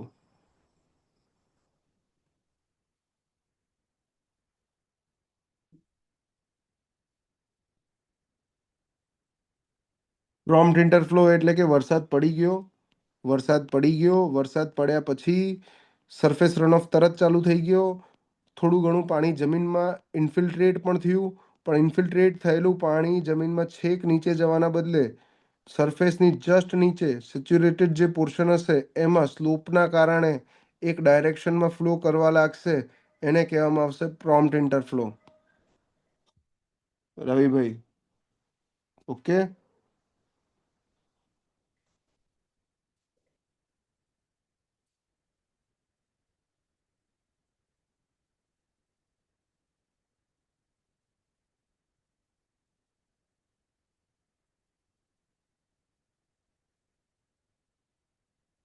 એટલે હતા હાઇડ્રોગ્રાફ ચાલતું ને. હમ તો ખાલી વરસાદના કારણે ગિવન રેનફોલના કારણે કેટલો ડિસ્ચાર્જ થાય એ નીકાળવું હોય તો મારે જે આખો ફ્લડ હાઇડ્રોગ્રાફ હતો એ ફ્લડ હાઇડ્રોગ્રાફમાંથી બેઝ ફ્લોનો પોર્શન બાદ કરવો પડે. તો એ જ કહે છે કે ફ્લડ હાઇડ્રોગ્રાફમાં base flow plus direct run off આ બંને એડ થયેલું હોય. ફ્લડ હાઇડ્રોગ્રાફમાં base flow plus direct run off બંને એડ થયેલું હોય તો મારે પાર્ટ ઓફ બેઝ ફ્લો થયું ને ના થયું યાર part of base flow. Ravi late આવ્યો તો સાચું બોલ હેડ હવે કહી દે ચલ ભાઈ. હા કે ના કહી દે ચલ. સરસ, very good, thank you. Part of base flow તો ડીલેડ ઇન્ટરફ્લો થયો. રન ઓફના બે પાર્ટ પાડવામાં આવ્યા. ગળું ફાટી ગયું મારું, આ ચોથી વખત આ રહ્યો પોઈન્ટ લઉં છું. બરાબર છે. રન ઓફના બે પાર્ટ પાડવામાં આવ્યા અને બીજી વખત લેટ આવો તો શાંતિથી બેસી રહેવાનું, રેકોર્ડેડ લેક્ચર જોઈ લેવાનું. બરાબર, એક વખત સમજાયું, આંગળી આપી, હાથ પકડ્યો, ગળી નહીં જવાનો મને. ડાયરેક્ટ રન ઓફ અને બેઝ ફ્લો, રન ઓફના બે પાર્ટ પાડ્યા છે. શેના આધારે બે પાર્ટ પાડ્યા છે કે કેટલા ટાઈમ પછી, વરસાદના કેટલા ટાઈમ પછી એરિયું એ પાણી મારા ચેનલમાં પહોંચે છે. વરસાદ તો એક જ થયો છે. માની લો કે આ 10 ઓગસ્ટે વરસાદ થયો. આ 10 ઓગસ્ટના વરસાદનું પાણી કેટલા ટાઈમ પછી મને ચેનલમાં જોવા મળશે? સરફેસ રન ઓફનું પાણી મને કલાકો પછી જોવા મળશે. પ્રોમ્પ્ટ ઇન્ટરફ્લોનું પાણી પણ મને કલાકો પછી ચેનલમાં જોવા મળશે. અને રેનફોલ ઓવર ચેનલનું પાણી પણ મને કલાકો પછી તરત જોવા મળશે. તો આજે આ ત્રણ પોર્શન છે, 1, 2 અને 3, સરફેસ રન ઓફ, પ્રોમ્પ્ટ ઇન્ટરફ્લો અને રેનફોલ ઓવર ધ ચેનલ. આ ત્રણેયને ભેગા કરીને હું ડાયરેક્ટ રન ઓફ કહીશ કે જે ડાયરેક્ટ રન ઓફ મને તરત જ કલાકો પછી ચેનલની અંદર આઉટફ્લો તરીકે મળી જાય છે. પણ અગર પાણી જમીનમાં ઉતર્યું તો જે ડીલેડ ઇન્ટરફ્લો થયો એ રહ્યો મને મહિનાઓ 15 દિવસો પછી જોવા મળશે. ગ્રાઉન્ડ વોટર ટેબલમાંથી ગ્રાઉન્ડ વોટર ફ્લો થયો એ મને 6 મહિના પછી જોવા મળશે. તો આ વસ્તુને હું બેઝ ફ્લો કહું છું, ડીલેડ ઇન્ટરફ્લો અને ગ્રાઉન્ડ વોટર ફ્લો ને, કે જે મને મહિનાઓ પછી 10 ઓગસ્ટનો વરસાદ થયો પણ આ 10 ઓગસ્ટનું પાણી ગ્રાઉન્ડથી તરત કંઈક 11 ઓગસ્ટે બહાર નહીં આવી જાય. ના, એને બહાર નીકળતા લગભગ બીજા 4-5 મહિના આરામથી થશે. તો based on time delay between precipitation and the run of, દિવસ નહીં કલાકો બોલ્યો, લે બોલે હાંભળ તો ખરા, કલાકો બોલ્યો. અવર્સ, પ્રોમ્પ્ટ ઇન્ટરફ્લો કલાકો બોલ્યો. રવિ શું કરે જ લે તું? ચાબા પીધી જ કે નહીં? એ આ રન ઓફ પણ કલાકો પછી મળે, પ્રોમ્પ્ટ ઇન્ટરફ્લો પણ કલાકો પછી મળે. સેચ્યુરેટેડ સોઇલ માસ છે લે જમીનની નીચેનું. અહીંથી કન્ટિન્યુઅસ ભાઈ સેચ્યુરેટેડ સોઇલ માસના સ્લોપના કારણે ભાઈ એમાંથી વોટર ટ્રાન્સફર થાય છે ફટાફટ. વોટર જસ્ટ ઇન્ફિલ્ટ્રેટ થયું છે, જમીનના સરફેસની જસ્ટ નીચે રહીને ફ્લો કરી રહ્યું છે. છોડો ભાઈ, એ ભાઈને જોઈ લેશે રેકોર્ડેડ લેક્ચર.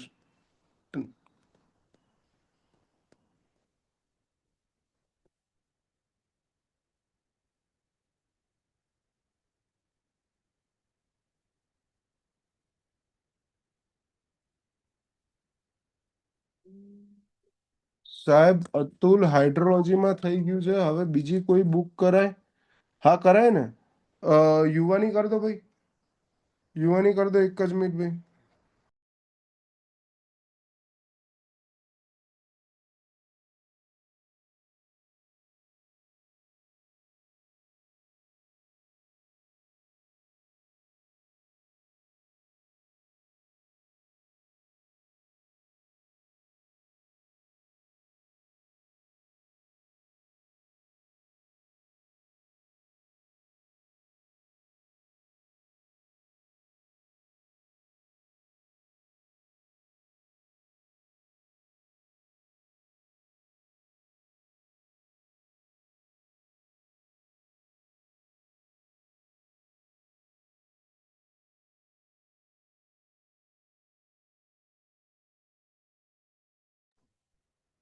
સાહેબ અતુલ હાઇડ્રોલોજીમાં થઈ ગયું છે, હવે બીજું કઈ બુક કરાય? એટલે મેં કીધું એમ યુવા પતાવી દો, યુવા પતાવી દો.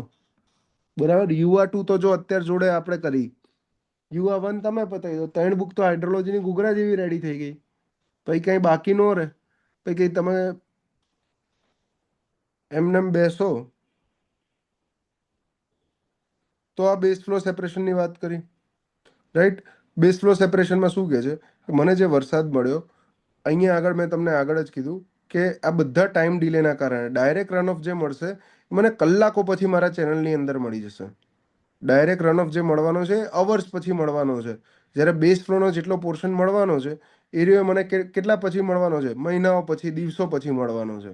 ડાયરેક્ટ રન ઓફમાં 3 વસ્તુ કીધી. કઈ વસ્તુ કીધી? સરફેસ રન ઓફ, પ્રોમ્પ્ટ ઇન્ટરફ્લો અને precipitation of the channel surface.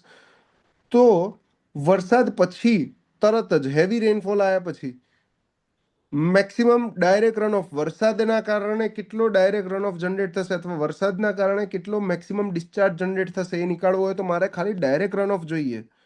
ફક્ત ને ફક્ત ડાયરેક્ટ રન ઓફ જોઈએ. આ બેઝ ફ્લો તો ભાઈ આગળના મહિનાઓનું હતું. આ વરસાદના કારણે તો ફક્ત આ જ જનરેટ થાય છે. આ બધી વસ્તુઓ છે એ તો આગળના મહિનાઓના વરસાદના કારણે જનરેટ થયેલી છે. તો આ બેઝ ફ્લોને સેપરેટ કરવો પડે.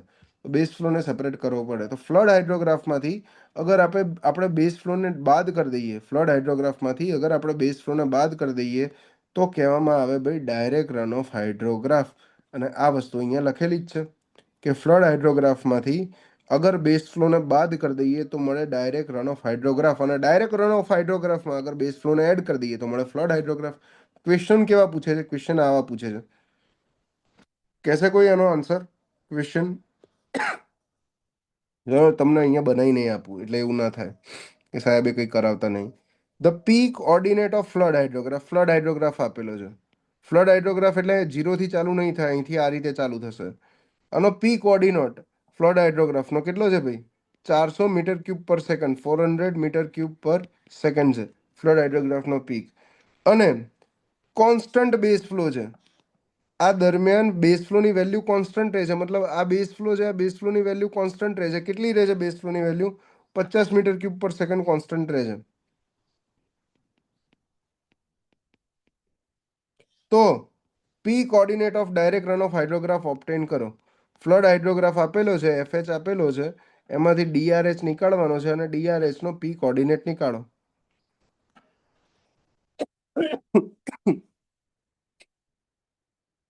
Very good. 400 - 50. નીચેનું આખું બાદ કરી દેવાનું. ફ્લડ હાઇડ્રોગ્રાફમાંથી ભાઈ ડાયરેક્ટ રન ઓફ હાઇડ્રોગ્રાફ નીકાળવો હોય તો બેઝ ફ્લો નીચેનું જે હતું એ આખું બાદ કરી દેવાનું. આ રહ્યું આખું બાદ કરી દીધું, ઉડાઈ દીધું.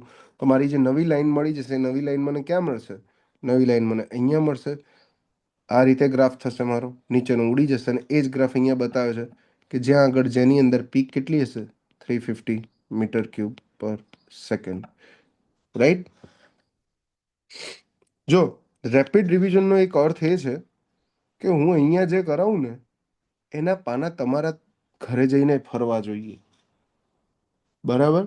તમારા ઘરે જઈને ફરવા જોઈએ. પછી તમે એવું એક્સપેક્ટેશન રાખો કે એકલા 3 કલાક દિવસના કરીને 3 દિવસમાં આખો સબ્જેક્ટ પૂરો થઈ જાય, તો હા, સબ્જેક્ટ ભણાવવામાં એ રીતે પૂરો થઈ જાય, MCQ સોલ્વ કરવામાં સબ્જેક્ટ પૂરો થઈ જાય. પણ પછી તમે લટકેલા ને લટકેલા જ રહો. બરાબર? તમને જે અડધું અધકચરું આવડતું હતું એ અધકચરું ને અધકચરું જ રહે, એનું કોઈ સોલ્યુશન ના નીકળે. તમારે એની પાછળ એફર્ટ નાખવો પડે. હું કરાવું છું 3 કલાક અહીંયા આગળ, તો તમારે ઘરે જઈને બીજા 4 કલાક 6 કલાક આમાં જ આપવાના. અને આનો ફરક એ કે ભાઈ સાથે સાથે પતે. સાથે સાથે એટલે કન્ટિન્યુએશનમાં પતે. આજે હાઇડ્રો મારું પૂરું થયું, મેં તમને ભણાવવાનું પતાવ્યું, તો આવતીકાલે સવાર સુધી કે આવતીકાલે બપોર સુધી તમારું હાઇડ્રોલોજી પૂરું થઈ જવું જોઈએ. 2 બુકના MCQ અને આખી થિયરી બુક પતી જવી જોઈએ. ક્યારે થાય આ રહ્યું કે આજે મેં જેટલો પાઠ કરાવ્યો એટલો ને એટલો પાઠ તમે રિવિઝનમાં આજે ઘરે કરો. બરાબર?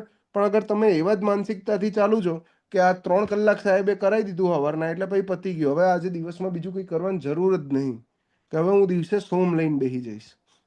બરાબર છે? આ સવારે હાઇડ્રો થઈ ગયું તો કશું કંકોડો યાદ નહીં રહે. એવા ભરોસે ના બેસતા, મહેરબાની કરીને. ઠીક છે? નેક્સ્ટ આવી જાઓ, time of concentration. Time of concentration, તો આનો વચ્ચે એક ક્વેશ્ચન ગયો હતો, બરાબર, યુવામાં આનો ક્વેશ્ચન ગયો હતો, what is time of concentration. તો કેચમેન્ટના સૌથી દૂરના પોઈન્ટથી, કેચમેન્ટના સૌથી દૂરના પોઈન્ટથી કેચમેન્ટના આઉટલેટ સુધી જ્યારે પાણી પહોંચે છે એના માટે જેટલો ટાઈમ લાગે એને ટાઈમ ઓફ કોન્સન્ટ્રેશન કહેવાય. પછી જે બેઝિન ટાઈમ લેગ અથવા તો બેઝિન લેગ અથવા તો લેગ ટાઈમ, યુવાની વોલ્યુમ 1-2 ની પીડીએફ છે જ ને. એકેડેમી એક વખત મેસેજ મારો, આખી ડ્રાઈવની લિંક મોકલશે, બરાબર, 1-2 ની પીડીએફ એ મોકલાશે. હવે પેલા ગ્રુપમાં નખાવડાવી દઉં યુવા 1-2 ની બુકની પીડીએફ હેડો એટલે એ પતી જાય solution. Basin time lag, basin lag અને લેગ ટાઈમ આ શું દર્શાવે છે?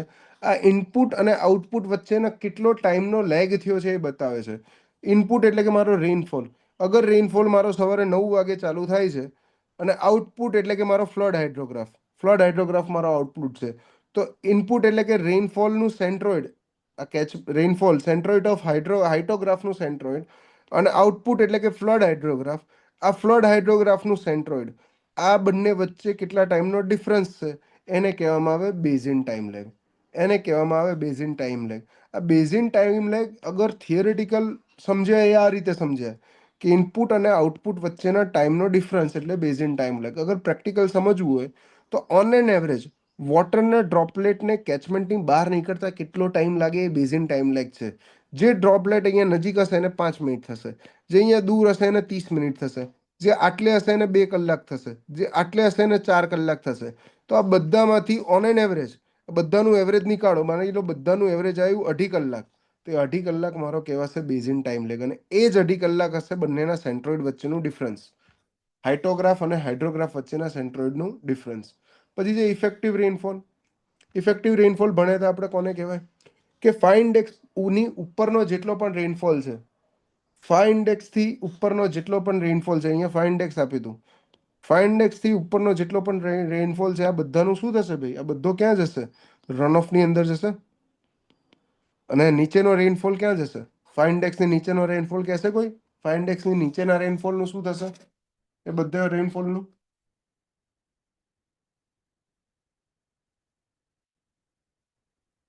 ઇન્ફિલ્ટ્રેશન થઈ જશે. વેરી ગુડ,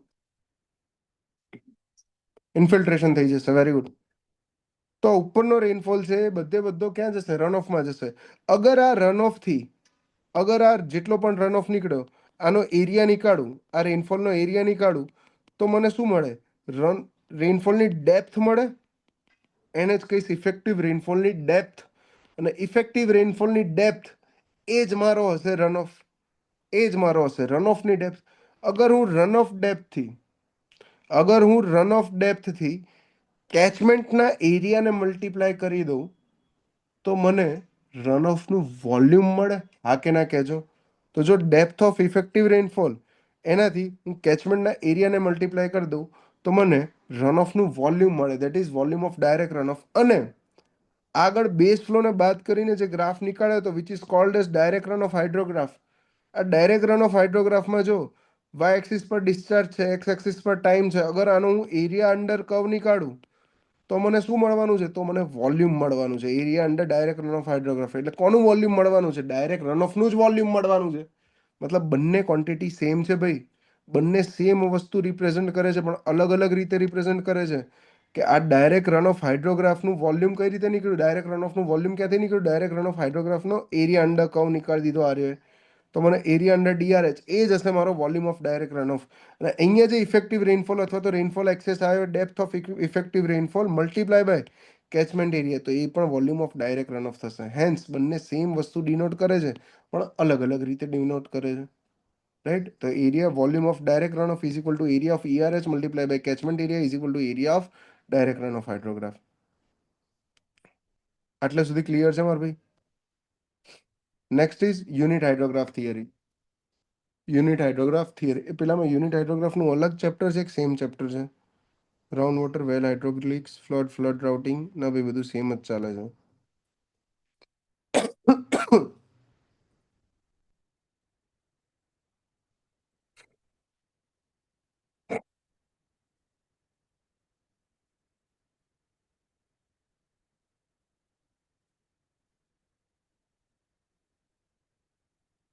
યુનિટ હાઇડ્રોગ્રાફનું કંઈ અલગ નથી.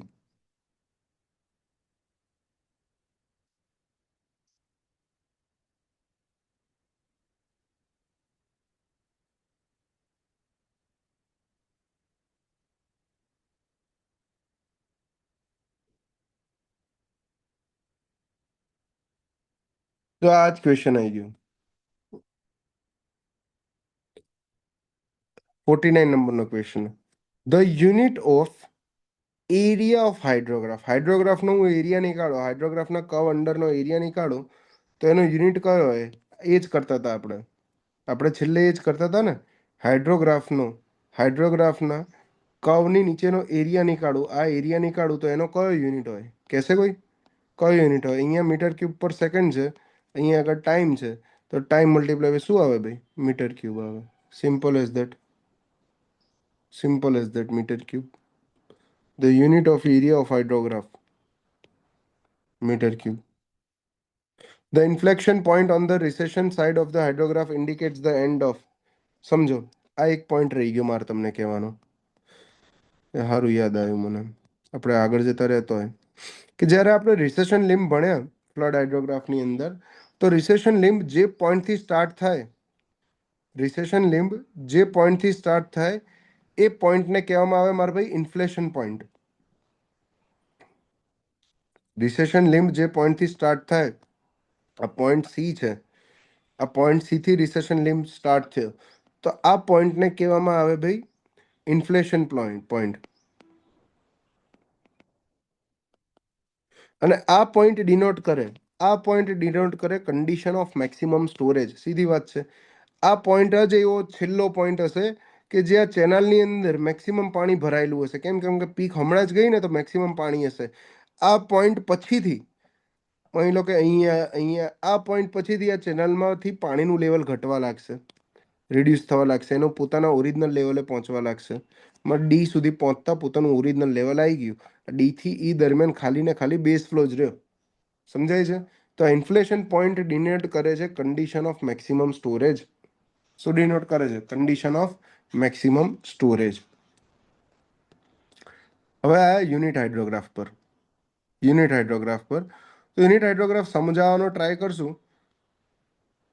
શું છે યુનિટ હાઇડ્રોગ્રાફ સમજીશું ખરા?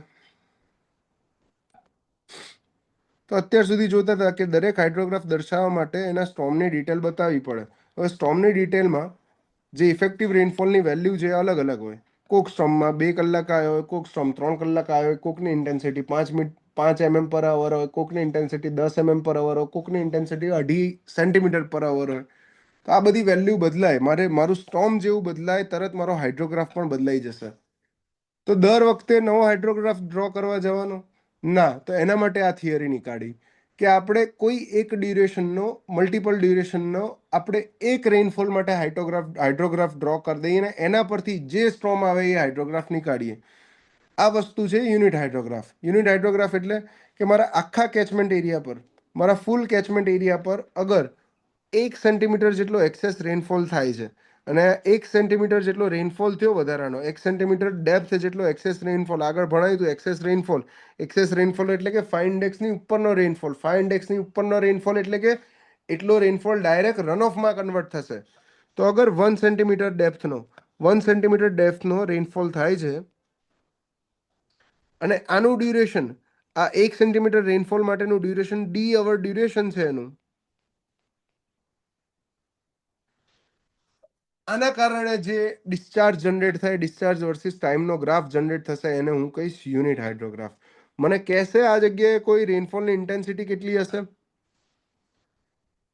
રેનફોલની ઇન્ટેન્સિટી કેટલી હશે કહેશે કોઈ આ જગ્યાએ? 1 સેન્ટીમીટર રેનફોલ થયો, ડી અવર ડ્યુરેશન થયું, તો રેનફોલની ઇન્ટેન્સિટી કેટલી હશે?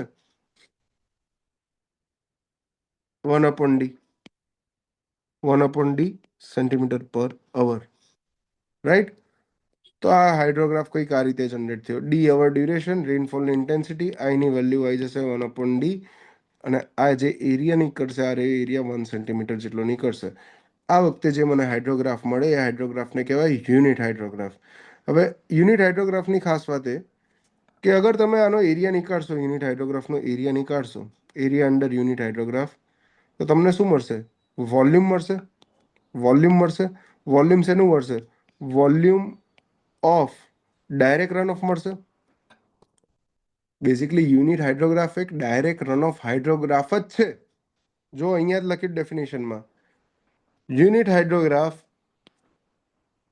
of d hour duration is a direct run of hydrograph. પણ આ ડાયરેક્ટ રન ઓફ હાઇડ્રોગ્રાફ શેના કારણનો ડાયરેક્ટ રન ઓફ હાઇડ્રોગ્રાફ છે?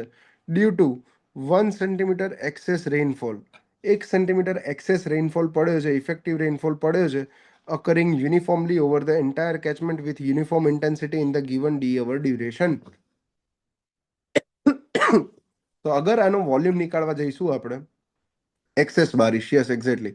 અગર યુનિટ હાઇડ્રોગ્રાફનો એરિયા નીકાળવા જઈશું, આ જે પીળા કલરનો એરિયા કરો એ નીકાળવા જઈશું, તો મને volume of direct run of મળે. અને આ વોલ્યુમને હું આગળ જે રીતે કમ્પેર કર્યું હતું કે રન ઓફની ડેપ્થ કેટલી છે આ જગ્યાએ, 1 સેન્ટીમીટર એક્સેસ રન ઓફ છે, મલ્ટીપ્લાય બાય કેચમેન્ટ એરિયા, એટલો થાય વોલ્યુમ થાય.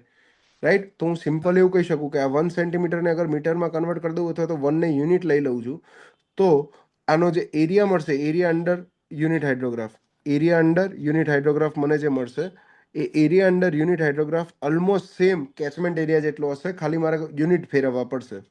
યાદ રાખજો.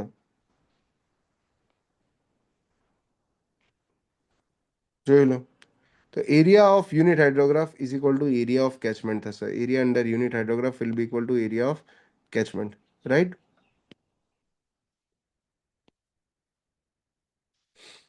યુનિટ હાઇડ્રોગ્રાફ થિયરી એ એમસીક્યુ આવી ગયો ભાઈ. એલ શર્મને આપી હતી યુનિટ હાઇડ્રોગ્રાફ થિયરી. શર્મને આપી હતી યુનિટ હાઇડ્રોગ્રાફ થિયરી. એઝમ્પશન શું છે યુનિટ હાઇડ્રોગ્રાફ થિયરીના? એમસીક્યુ મેક્સિમમ એમસીક્યુ ભાઈ આ રહ્યો છે. ના, નથી આવતા. પહેલા એક ટાઈમે મતલબ રેગ્યુલર જે ક્લાસ 2ની બેચ હોય છે એની અંદર હું કરાવું છું, પણ રિવિઝનની અંદર સમમાં ટાઈમ વેસ્ટ ના કરાય. એનું કારણ છે કે સમ એવું નથી કે ટાઈમ વધારે નીકળે, પણ સમ આવે છે ઓછા, આવતા જ નથી એવું કહું તોય ચાલે. યુનિટ હાઇડ્રોગ્રાફમાંથી ક્વેશ્ચન જે નીકળે છે ને આ પેજ પરથી નીકળે છે મેક્સિમમ, અને પાછળ હજી બીજું એક પેજ આવશે. રાઈટ. કે જે પેલા ટ્રાયંગ્યુલર હાઇડ્રોગ્રાફ વાળા કે એવા કોઈ સમ નથી નીકળતા. કરાવું છું ક્લાસની અંદર, બધા રેગ્યુલર ક્લાસમાં બધા સમ કરાવડાવી દઉં. છોકરાઓ પરાણે કરે, એક તો મજૂરીમાં કરતા હોય એ રીતે. કે assumption in unit hydrograph theory કયા અઝમ્પશન છે? એક, ટાઈમ ઇનવેરિયન્સ. ટાઈમ ઇનવેરિયન્સ શું કહે છે કે ટાઈમની સાથે મારો રિસ્પોન્સ નથી બદલાતો કેચમેન્ટનો. અગર આજે 1 સેન્ટીમીટર વરસાદ થયો, 1 સેન્ટીમીટર વરસાદનું ઇનપુટ આવ્યું અને એ વખતે મારો પીક જનરેટ થઈ, ક્યુપી જનરેટ થઈ લગભગ 40 મીટર ક્યુબ પર સેકન્ડ, આ આજે જનરેટ થઈ, તો આજથી 10 વર્ષ પછી અગર 1 સેન્ટીમીટરનો રેનફોલ આવશે સેમ કેચમેન્ટની અંદર, તો પણ પીક બાર ભાઈ 40 મીટર ક્યુબ પર સેકન્ડ જ જનરેટ થશે, બદલાશે નહીં. સમયની સાથે રિસ્પોન્સ નથી બદલાતો. ટાઈમ ઇનવેરિયન્સ, કોઈ પર્ટિક્યુલર ઇનપુટ માટેનો આઉટપુટ રિસ્પોન્સ ટાઈમ સાથે નહીં બદલાય. એટલે કે 1995માં 2 સેન્ટીમીટર 3 કલાક માટે રેનફોલ માટે મને 20 મીટર ક્યુબ પર જેટલો ડિસ્ચાર્જ મળ્યો હશે, તો 2021માં પણ 2 સેન્ટીમીટર 3 અવર માટે સેમ વરસાદ પડશે, રેનફોલ થશે, તો મને 20 મીટર ક્યુબ જેટલો જ ડિસ્ચાર્જ મળશે જ. આ ટાઈમ ઇનવેરિયન્સ છે. બરાબર. બીજો assumption, linear response. Linear response એટલે કે લિનિયર રિસ્પોન્સ એટલે કે અગર 1 સેન્ટીમીટર વરસાદ વખતે ડિસ્ચાર્જ જનરેટ થયો છે ભાઈ 10 metre cube per second, 2 centimetre વરસાદ વખતે ડિસ્ચાર્જ જનરેટ થયો છે 20 મીટર ક્યુબ પર સેકન્ડ, તો 3 સેન્ટીમીટર વરસાદ વખતે ડિસ્ચાર્જ કેટલો જનરેટ થશે કે 1 અને 2નો ઇનપુટનો સરવાળો કર્યો તો અહીંયા 3 મળ્યું, તો એ જ રીતે ઇન્ડિવિજ્યુઅલ આઉટપુટનો સરવાળો થાય તો મને અહીંયા 30 મીટર ક્યુબ પર સેકન્ડ મળે. Linear response. લિનિયર રિસ્પોન્સની અંદર બે થિયરી વેલિડ છે, પ્રોપોર્શનલ થિયરી અને સુપરપોઝિશન થિયરી. ઇનપુટ રેનફોલ જેટલા પ્રોપોર્શનલથી વેરી થશે એટલા જ પ્રોપોર્શનથી આઉટપુટ વેરી થશે. આ છે ભાઈ લિનિયર રિસ્પોન્સ. ક્લિયર છે? આ બંને અઝમ્પશન ડાયરેક્ટ સીધું એક્ઝામમાં પૂછે છે, નામથી જ નાખી જ દે છે. Rainfall should be uniform over the entire catchment. બીજું assumption, rainfall intensity should be constant. The base time of direct run of hydrograph excess of given duration is constant. Base time constant હોય છે કે ભાઈ duration, given duration માટે duration change થાય તો base time બદલાય. તો જો અહીંયા આગળ બતાવ્યું છે કે ડાયરેક્ટ રન ઓફ હાઇડ્રોગ્રાફમાંથી યુનિટ હાઇડ્રોગ્રાફ કઈ રીતે મેળવ. વોઇસમાં ઇશ્યુ આવે છે મિત્રો? એનીવન? નથી? Okay, no issue. Direct run off હાઇડ્રોગ્રાફમાંથી યુનિટ હાઇડ્રોગ્રાફ કઈ રીતે મેળવવો? તો ડ્યુરેશન સેમ રહેશે ભાઈ. ડ્યુરેશન નહીં બદલાય. જ્યારે આપણે ડીઆરએચમાંથી જશું યુનિટ હાઇડ્રોગ્રાફમાં, તો 3 કલાક ડ્યુરેશનનો ડીઆરએચ હશે, તો મારો યુએચજી 3 કલાક ડ્યુરેશનનો જ મળશે. પણ મારે અગર 2 કલાક ડ્યુરેશનનો કે 6 કલાક ડ્યુરેશનનો યુનિટ હાઇડ્રોગ્રાફ જોઈતો હોય તો એના માટે ડિફરન્ટ ડ્યુરેશન ઓફ યુનિટ હાઇડ્રોગ્રાફની મેથડ છે. પણ પહેલાં જોઈ લો કે યુનિટ હાઇડ્રોગ્રાફ કઈ રીતે નીકાળશું. તો ફ્લડ હાઇડ્રોગ્રાફમાંથી બેઝ ફ્લો બાદ કર્યો તો મને ડાયરેક્ટ રન ઓફ હાઇડ્રોગ્રાફ મળ્યો. અને ડાયરેક્ટ રન ઓફ હાઇડ્રોગ્રાફમાં અહીંયા આગળ ડાયરેક્ટ રન ઓફ હાઇડ્રોગ્રાફમાં કોઈ ફિક્સ ઇન્ટેન્સિટી ઓફ રેનફોલ હશે 3.33 સેન્ટીમીટર પર અવર. જ્યારે યુનિટ હાઇડ્રોગ્રાફ માટે મને ખબર છે કે રેનફોલ એક્સેસ રેનફોલની ડેપ્થ કેટલી થવી જોઈએ? એક જ થવી જોઈએ.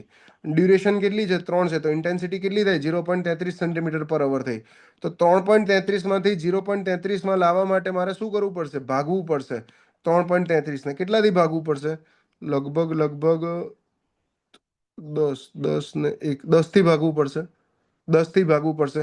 તો ઇનપુટને હું 10થી ડિવાઈડ કરીશ તો મારો આઉટપુટ પણ 10થી ડિવાઈડ થશે. આ લિનિયર થિયરી અહીંયા આગળ વેલિડ થઈ. ઇનપુટને 10થી ડિવાઈડ કરીશું. મારે યુનિટ હાઇડ્રોગ્રાફ લાવવા માટે અહીંયા આગળ એક્સેસ રેનફોલની વેલ્યુ 1 સેન્ટીમીટર તો જોઈશે ને. એ ક્યારે આવશે? 3 અવરનો રેનફોલ છે તો રેનફોલની ઇન્ટેન્સિટી 0.33 જોઈશે. રાઈટ, અહીંયા આગળ રેનફોલની ઇન્ટેન્સિટી 3.33 છે. તો 3.33માંથી 0.33 ઇન્ટેન્સિટી લાવવા માટે મારે 10 વડે ડિવાઈડ કરવી પડી રેનફોલને. ઇનપુટને 10 વડે ડિવાઈડ કરવું પડ્યું. તો બધા આઉટપુટ પણ 10 વડે ડિવાઈડ થશે. અહીંયા આગળ પીક 45 આવી હતી, તો અહીંયા આગળ પીક 4.5 આવશે. અહીંયા આગળ ભાઈ 2 કલાકે 20 જેટલો ડિસ્ચાર્જ નીકળ્યો હતો, તો અહીંયા 2 કલાકે 2 જેટલો ડિસ્ચાર્જ નીકળશે. આ પ્રપોર્શનલ થિયરી ઇન એક્શન છે. રાઈટ, તો કઈ રીતે મેળવ્યો? ઇફેક્ટિવ રેનફોલની ડેપ્થથી ડિવાઈડ કર્યું. ઇફેક્ટિવ રેનફોલની ડેપ્થથી ડિવાઈડ કર્યું. 10થી ડિવાઈડ કરી દીધું. ઇફેક્ટિવ રેનફોલની ડેપ્થ 10 હતી ને અહીંયા આગળ. 3.33 ગુણ્યા 3 કલાક કરો તો ઇફેક્ટિવ રેનફોલની ડેપ્થ ડાયરેક્ટ રન ઓફ હાઇડ્રોગ્રાફની કેટલી થાય? 3.33 ગુણ્યા 3 કરો 10 થઈ જાય. 10થી ડાયરેક્ટ ડિવાઈડ કરી દીધું. કોને ડિવાઈડ કરી દીધું? ડીઆરએચને 10થી ડિવાઈડ કરી દો તો મને યુનિટ હાઇડ્રોગ્રાફ ડાયરેક્ટ મળી જશે. તો આ જ છે ભાઈ, યાદ રાખજો. આ જાતે ટ્રાય કરજો. એમસીક્યુ જાતે ટ્રાય કરજો આ. રાઈટ,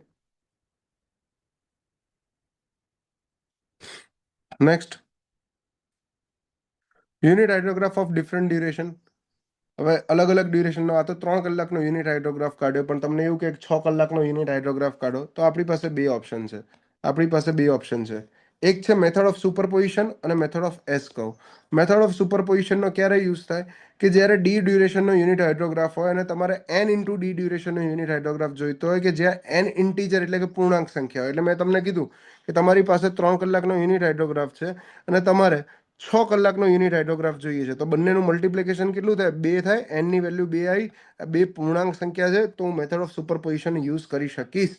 પણ અગર 3 કલાકનો યુનિટ હાઇડ્રોગ્રાફ છે અને તમારે જોઈએ છે ભાઈ 4.5 કલાકનો યુનિટ હાઇડ્રોગ્રાફ, તો અહીંયા મલ્ટિપ્લિકેશન 1.5 આવે. શું 1.5 ઇન્ટીજર છે? ના, નથી. તો મેથડ ઓફ સુપરપોઝિશન નહીં યુઝ થાય. એ વખતે યુઝ થશે મેથડ ઓફ એસ કર્વ. આ વસ્તુ યાદ રાખજો.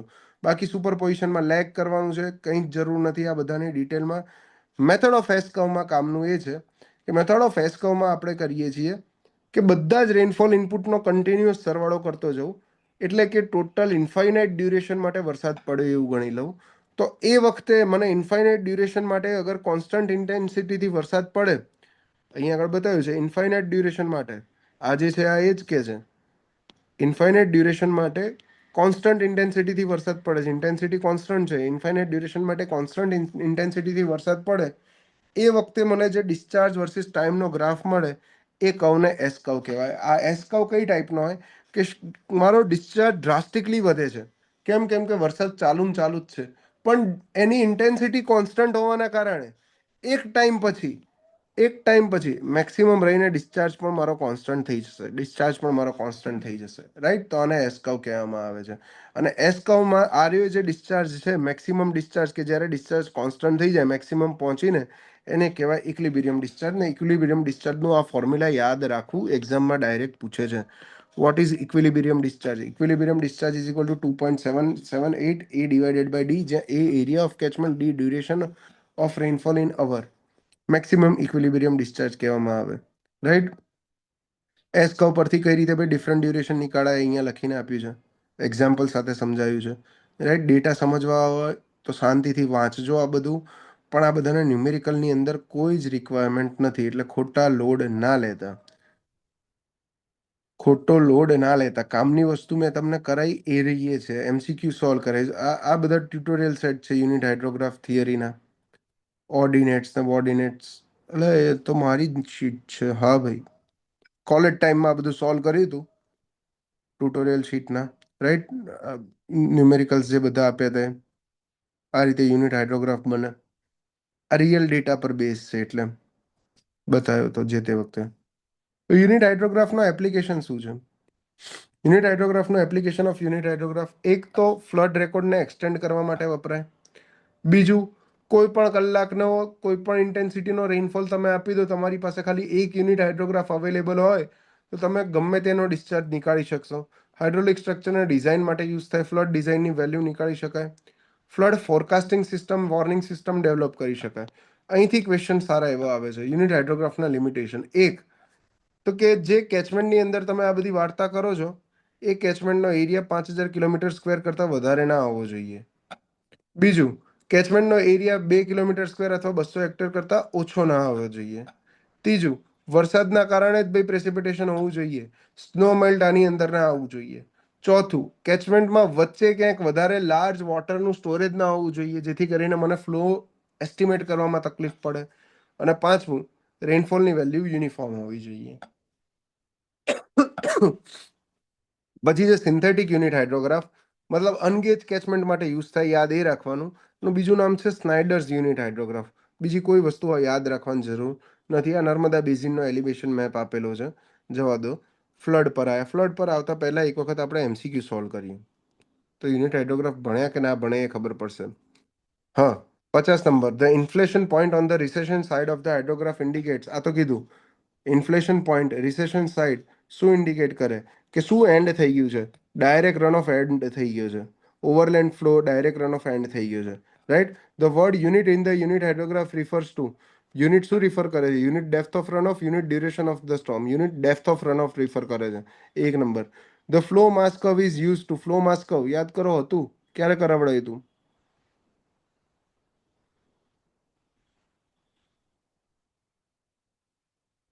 હમણાં જ કર્યું. પર્સન્ટેજ ઓફ ગિવન ટાઈમ, કેટલો ફ્લોની વેલ્યુ વધારે હોય. શેના માટે વપરાય? Consistency of the flow record at a given site. હા, એના માટે વપરાય. બીજું એનાથી શું ખબર પડશે? સ્ટોરેજ પણ ખબર પડશે. સ્ટોરેજ કેપેસિટી પણ ખબર પડશે. બંને ખબર પડશે. એ અને બી બંને આવવું જોઈએ. આન્સર જોવા દો તો એકવાર સી આપ્યો છે. આન્સર C1 ઓનલી આપેલો છે. એકલો સી આપેલો. સોરી ભાઈ, મારે જોવું પડશે. 51માં રોંગ આન્સર છે. 51માં રોંગ આન્સર છે. હા ભાઈ, 51માં રોંગ આન્સર છે. તો ભાઈ રોંગ આન્સર હોઈ શકે તો ભાઈ છોડ દો. 52માં પણ રોંગ આન્સર છે. ફ્લો રેકોર્ડની કન્સિસ્ટન્સી માટે પણ ફ્લો માસ કર્વ યુઝ થાય. આમાં પણ 1 and 2 બોથ આવે અને આમાં પણ લગભગ 1 and 2 બોથ આવે. સોરી, આમાં 1 and 2 બોથ ના આવે, આમાં સી જ આવે, એકલું 1 જ આવે. હા. The unit hydrograph is use to predict the river flow velocity, evaporation rate, runoff from a rainfall event, groundwater recharge. Double mass curve આવશે. કન્સિસ્ટન્સી, રેનફોલની કન્સિસ્ટન્સીમાં ડબલ માસ કવ આવશે. પણ છતાં પણ એક વખત મને આ ફાઇનલ આન્સર કી પ્રમાણે ચેક કરી લેવા દેજો.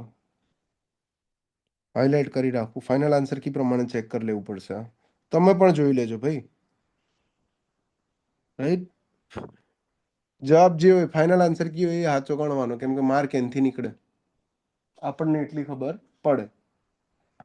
Unit hydrograph is use to predict, શેના માટે વપરાય ભાઈ? Run off from a rainfall event. Marsh watersheds are known as, ખાલી જગ્યા watershed.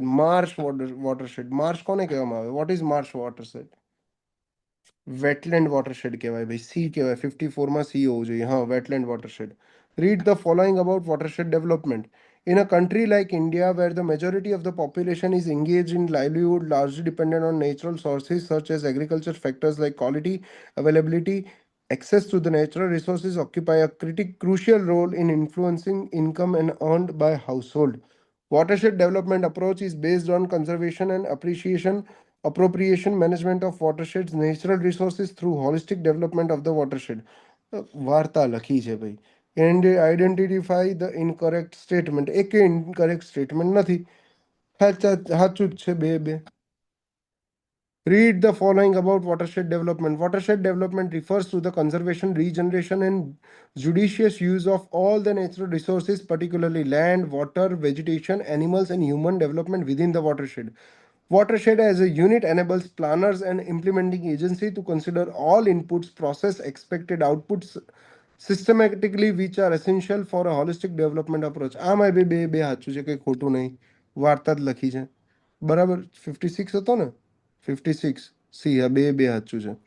The word unit in the unit hydrograph refers to unit in the unit hydrograph. બોલો ભાઈ શું આવશે? 57 ની અંદર 57 માં શું આવશે? હમણાં જ જોયું આપણે.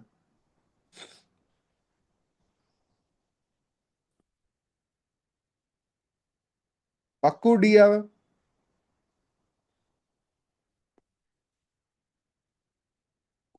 પાક્કું તો બે જ જણ કેમ કે છે? ડી આવે લે.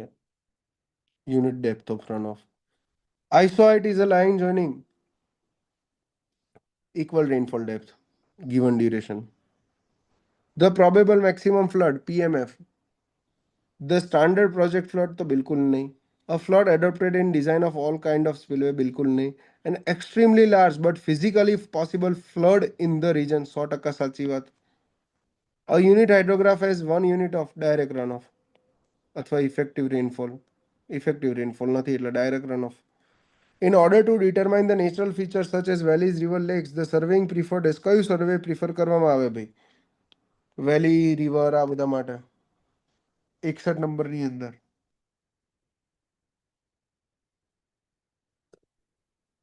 Topographical survey.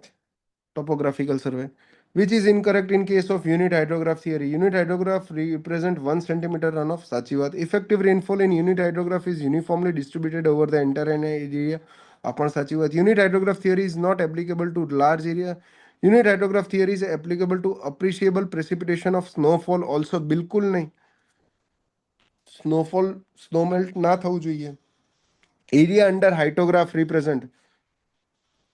હાઇટોગ્રાફની અંડરનો એરિયા શું રિપ્રેઝન્ટ કરે? હાઇટોગ્રાફની નીચેનો એરિયા. હાઇટોગ્રાફ ટો છે ટો. Hyetograph. Yes, total rainfall occurred in that region. Which of the following statement are true for stack sampling? Under isokinetic sampling condition, parallel airstream flow into air pollution no question આવી ગયો, છોડો આને. Thermo hygrograph gives a continuous record of thermo hygrograph continuous record યાદ રાખી લેજો ભાઈ. Are you temperature અને humidity આ બંનેની વેલ્યુ આપે સોલર રેડિયેશન સિવાય. ટેમ્પરેચર અને હ્યુમિડિટીની value. Watershed got transferred from rural to urban over a period of time. જો વોટરશેડ એટલે કે આખો કેચમેન્ટ, પહેલા રૂરલ હતો, ગામડું હતું, હવે એ આખા કેચમેન્ટમાં સિટી આવી ગયું, ડેવલપમેન્ટ થઈ ગયું. The effect of urbanization of storm run of hydrograph from the watershed is storm run of hydrograph એટલે કે ફ્લડ હાઇડ્રોગ્રાફ. અર્બનાઇઝેશનની ફ્લડ હાઇડ્રોગ્રાફ પર ઇફેક્ટ શું થશે? decrease the time base, decrease the peak discharge ના, decrease the volume of runoff ના, increase the time to peak discharge માટેનો time વધશે. શું આવશે ભાઈ 66 ની અંદર? બોલો. ટાઈમ બેઝ ઓછો થશે. ટાઈમ બેઝ ઓછો થશે એટલે કે આ જે હાઇડ્રોગ્રાફ છે, અગર રૂરલ હતો એ વખતે હાઇડ્રોગ્રાફ અહીંથી ચાલુ થઈને ઉભા રહો. હા, હાઇડ્રોગ્રાફ કંઈક આ રીતે ચાલુ થઈને આમ પૂરો થતો હતો. તો આ જે ટાઈમ બેઝ હતો, આ ટાઈમ બેઝ આને કહેવાય. ટાઈમ બેઝ વધારે હતો, પણ અર્બન થઈ ગયો તો પીક વધી ગઈ, ફટાફટ પાણી ગાયબ થવા લાગ્યું, ટાઈમ બેઝ મારો ઘટી જશે અને પીક વધી જશે. પણ પીક વધે એવો ઓપ્શન છે જ નહીં, એટલે ટાઈમ બેઝ ઘટશે એ ઓપ્શન ઠીક કરવાનો. See the basic assumption of unit hydrograph theories. બોલો ચલો 67 બહુ બધી વાર પૂછાયેલો છે.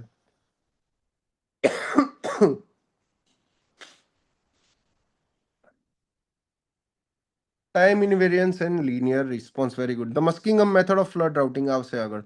Unit hydrograph gives correlation between the excess rain hydrograph and direct runoff, the cumulative rainfall and total runoff, the effective rainfall and the total runoff, the total rainfall and the total runoff. ના, excess rain hydrograph and direct runoff. આ વાત થઈ હમણાં ચિત્ર દોડીને બતાવી ગયું. Same છે. સેમ છે. પેલું ને same but different. No money, no honey. એવું જ કંઈક હતું ને? હા, મને યાદ નહીં આવતું. પછી આગળ શું આવતું હતું?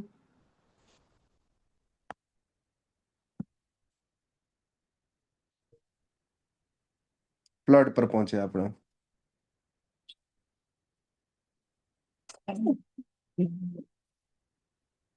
હા, યાદ આવી ગઈ. ના, હેલો હની બની નહીં. Bad boy goes to bank, good boy goes to heaven, એવું જ કંઈક હતું ને? હા હા, બરાબર, એવું જ હતું. Good boy goes to heaven. Live lecture રાખો ને સાહેબ, વિડીયો વાળા. ના ભાઈ, એ બધું ના કરાય. અને આજ તો આ બધું એટલે એનર્જી નીકળે છે કે હું જામીન પર છું આજે. બરાબર, ઘરે બેઠો છું, ઘરે જામીન પર છું, એટલે હું જે બોલું એ ઈચ્છી શકું, જે ઈચ્છું એ બોલી શકું છું. સમજી ગયા? મેડમ નથી સાંભળવા વાળા. નહીં તો ભાઈ બૂચી ચાલે છે કે આવું બધું શીખવાડો છો. ભાઈ શીખવાડું, હું ક્યાં શીખવાડું છું? રેપિડ રિવિઝન અને જીએસ ના લેક્ચર ક્રોસ થાય છે, બંને ઇમ્પોર્ટન્ટ છે. તો કયું એટેન્ડ કરવાનું અને કયું નહીં, કન્ફ્યુઝન થાય છે. બંનેના ટાઈમ અલગ અલગ કરો ને. કેમ ના ક્રોસ થાય છે? અત્યારે જીએસ ચાલે છે સવારમાં, દિવ્યેશ. શેનો લેક્ચર છે અત્યારે? હા, ફાઉન્ડેશનમાં 7 વાગે હોય છે. ઓકે.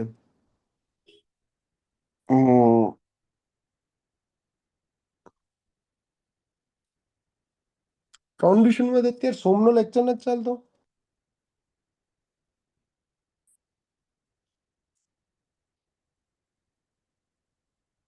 અચ્છા, એની પહેલા 7 વાગે જીએસ હોય. સમજી ગયો, ચલો કઈ ગોઠવીએ. હમ કરતે હે પ્રબંધ. તમે તમારો કન્સર્ન જતાવ્યો છે, આપણે એનું સોલ્યુશન આપશું, ચિંતા ના કરો.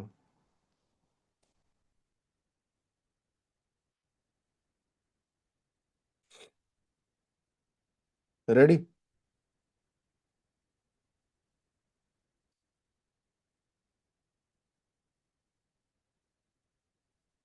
આપણે જોઈ લઈશું વાલા, ટેન્શન નહીં.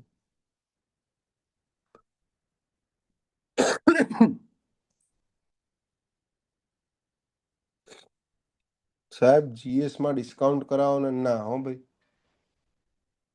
મહેરબાની કરીને ડિસ્કાઉન્ટ ના કહેતું.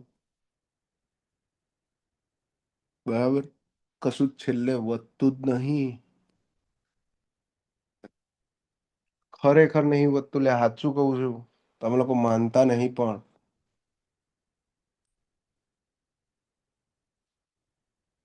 એવું થાય કે અગર આટલું જ રહેતું હોય, ના જો હું સિરિયસલી કહું, હું સિરિયસલી કહું તમને, ના ખર્ચા વધી ગયા કે એવું બીજું કશું નથી. હું સિરિયસલી તમને કહું, માનસિક રીતે કઈ કઈ ટાઈપની કેલ્ક્યુલેશન થાય કે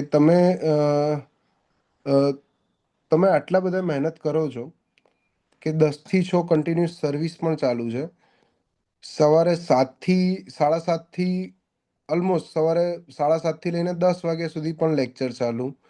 રાત્રે સાંજે ખાલી તમને 6:30 થી 8:30નો 2 કલાકનો ટાઈમે નહીં, 1 કલાક, સાડા 6 થી 8 વાગ્યાનો 1.5 કલાકનો ટાઈમ ફેમિલી જોડે મળે છે. રાતે 8:30થી તે લગભગ 10 વાગ્યા સુધી ઇન્ટરવ્યુના બીજા લેક્ચર ચાલે છે ઓફલાઈન. આ આખું રેગ્યુલર કન્ટિન્યુઅસ કરવા છતાં, અને એમાં પણ વીકેન્ડ પર પાછા 3-3 કલાક બંને બેચની અંદર લેક્ચર રાખવાના, એટલે વધારે સિલેબસ કવર થઈ શકે.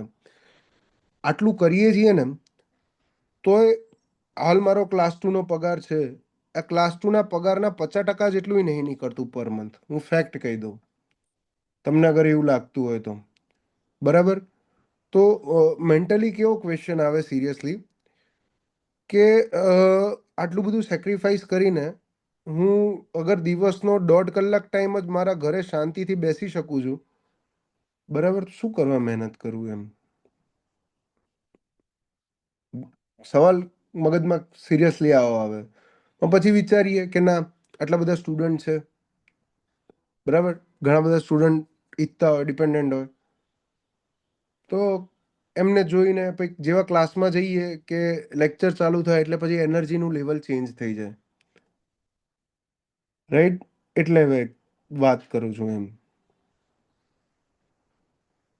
અમાર લોકોનું શું થશે, આ લોકો એવું બધું નહીં વિચારવાનું.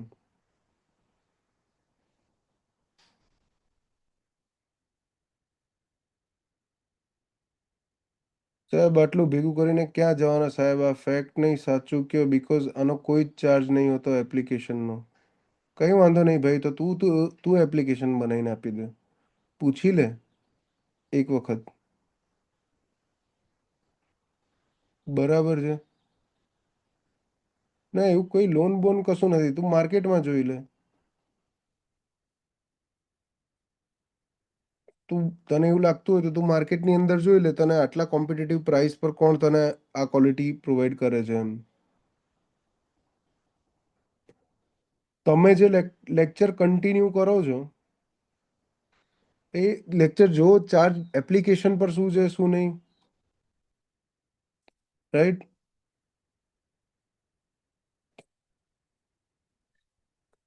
તો અમે લોકો બી સામે કેવું છે કે આ વસ્તુ તમને એવું લાગતું હોય કે આ પૈસા કમાવા માટે છે, તો ના, પૈસા કમાવા માટે નહીં, ભણાવવાનો અમને શોખ છે. હું છું અક્ષય છે, હું કોલેજથી ભણાવું છું, બરાબર. એ વખતે જેઈ વાળાને ભણાવતો તો, અત્યારે સિવિલ વાળાને ભણાવું છું. તો આ મને ભણાવવાનો શોખ છે. અને બીજું કે નવરું બેસી રહેવું અમને ગમતું નહીં, રાઈટ? મારી સર્વિસ ચાલુ થાય 5 years થવા આવશે આ ઓગસ્ટની અંદર. સર્વિસ કન્ટિન્યુ કરે, મોટે ભાગે સર્વિસ કન્ટિન્યુ કર્યા પછી બધા વાંચવાનું મૂકી જ દેતા હોય. એક વખત પાસ થઈ ગયા, ક્લાસ 2 થઈ ગયા એટલે ભણવાનું બધા મૂકી દેતા હોય. પણ આપણને ભણવાનો શોખ છે ને ભણાવવાનો શોખ છે. શોખથી કામ કરીએ છીએ એમ. પણ શોખથી કામ કરવામાં કેવું થાય કે અગર શોખથી કામ કરવામાં માનસિક લોડ આવવા લાગે તો તમને લોકોને પછી એનર્જી લેવલની અંદર ડિફરન્સ જોવા મળે. પણ આપણે એ અવોઇડ કરીએ છીએ કે ના, એવું બધું નહીં રાખવું, એને સાઈડમાં જ રાખો, એને ઇગ્નોર જ મારીને આપણે એ વસ્તુ ઇગ્નોર મારીને જ ચાલે રાખીએ છીએ, એટલે કોઈ ઇશ્યુ નહીં. બરાબર. ત્યાં તો સિલેબસ પણ કમ્પ્લીટ નહીં થતો સાહેબ. હજુ અહીંયા 2-3 વાર પતી ગયો આપણા ક્લાસમાં. હા, સિલેબસ સિલેબસ વિલેબસ હું એટલે જ તો કહું છું કે જેટલા સાહેબો છે, મારું જે ગ્રુપ છે, આટલી મોટી ટીમ લઈને ચાલીએ છીએ. લોકો વરસે 2 જણ એકબીજા જોડે નહીં રહી શકતા. 2 જણ હોય શરૂ કરવા વાળા, 2 જણ વર્ષ, 1 વર્ષ 1.5 વર્ષ માંડ થયું હોય ત્યાં ધડાધડ ધડાધડ મસ્ત ઓડિયો ક્લિપો વાયરલ થઈ જાય એમ બાજવાની. બરાબર છે. અહીંયા તો આખી ટીમ છે અને બધા ઓફિસર છે. 5-6 જણા અમે લોકો, હું, રુચિત, અક્ષયો, બરાબર છે, રમો, શુભમ સાહેબ, આ ટોળું છે આખું. અને બધાનો એક જ પર્પસ છે કે ના ભાઈ, બધાને ભણાવવું ગમે છે, એટલે અમારે કોઈ લમણા થતાય નહીં. બરાબર. કોઈ ફી વધારવાનું ક્યારે અમે ભેગા થઈને ક્યારે એવું નહીં હોય કે ચલો ફી વધારીએ, ના, ચાલવા દો ને ભાઈ, જે છે છોકરાઓને ફાયદો થાય છે ને, વાંધો નહીં. આપણું બેર મિનિમમ છે એ રિવોર્ડ આપણને એ રીતે મળવો જોઈએ, રિવોર્ડ કે હા, આ કામ હું ચાલુ રાખી શકું. એ રીતે રિવોર્ડ ના મળવો જોઈએ કે હા, ઓહો આટલા બધા કમાયા, ચલો આનું એક્સપાન્શન કરો, આને મોટું કરો, આને મોટું કરો. એ બધું નથી કરવું, એ બધું નથી કરવું. બરાબર. ચલો, ફ્લડ પર આવી જાઓ પાછા. મટીરિયલ તો ફ્રી આપી દીધું. મટીરિયલ તો લે પહેલેથી ફ્રી આપીએ છીએ. લે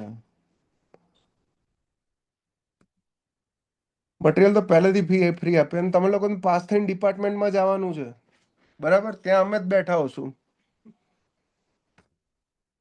શુભમ સર કેમ નહીં આવતા? શુભમ સરને છે ને ટાઈમ કન્સ્ટ્રેન્ટ નેક્સ્ટ લેવલનો છે. એમના ટાઈમ મેનેજ થતા નહીં. આવશે લેક્ચરમાં, એવું નહીં કે નહીં આવવાના, પણ એમના લેક્ચર કેવા સ્પેશિયલ ગોઠવવાના થાય. સન્ડે લેક્ચર વધારે ના લઈ શકે શુભમ સર, મંડે લેક્ચર લઈ શકે, કેમ કે મંડે રજા હોય સરને ત્યાં આગળ. બરાબર. મંડે લેક્ચર લઈએ એટલે મંડેના 3 કલાક અપાય, 3 કલાક 4 કલાક સર પોતાની જાતે જ કાઢશે, ટેન્શન ના લો. પણ એ કેવું કરશે કે આખો મહિનો લેશે, આખા મહિનામાંથી એકલા મંડે ઉઠાવશે કે એ રીતે ગોઠવશે. એ રમેશ કંઈક ગોઠવે છે, કીધું કે હું એ વાત કરે છે કંઈક શેડ્યુલ સેટ કરવાની, જોઈએ. સાહેબ R&B માંથી મારે આવું છે ઇરિગેશનમાં વર્કમાં, તો સમજ્યો નહીં. એકતાનગર હોય એટલે જ તો. એકતાનગર હોય તો રિયલમી શું કે ભાઈ, ખબર નથી પડતી મને.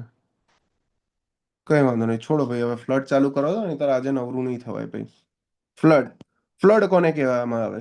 ફ્લડ કહેવામાં આવે સર, સાવનને સમજાવો, મેનેજમેન્ટ બરાબર નહીં, રાતના 2:30 વાગે લેક્ચરના મેસેજ મોકલાવે છે, વહેલું કહી દે તો સારું. દુખતી નસ ના પકડજો. હજી એ કહું છું દિવ્યેશ, એક તો તું નામ સ્વામીનું નામ લઈને બેઠો જ તું, બરાબર. હમણાં 2 દાડા પહેલા જ રવિવાર ક્યારે હતો? આજે કયો વાર થયો? બુધવાર થયો ને? હા, રવિવાર રાતે જ ડોઝ આલ્યો જ સાવનને મેં. એ- એટલે બરાબર છે. એ ઉપાય આવશે, એનોય કંઈક ઉપાય લાવીશું. એનોય કંઈક ઉપાય લાવીશું, ટેન્શન ના લે.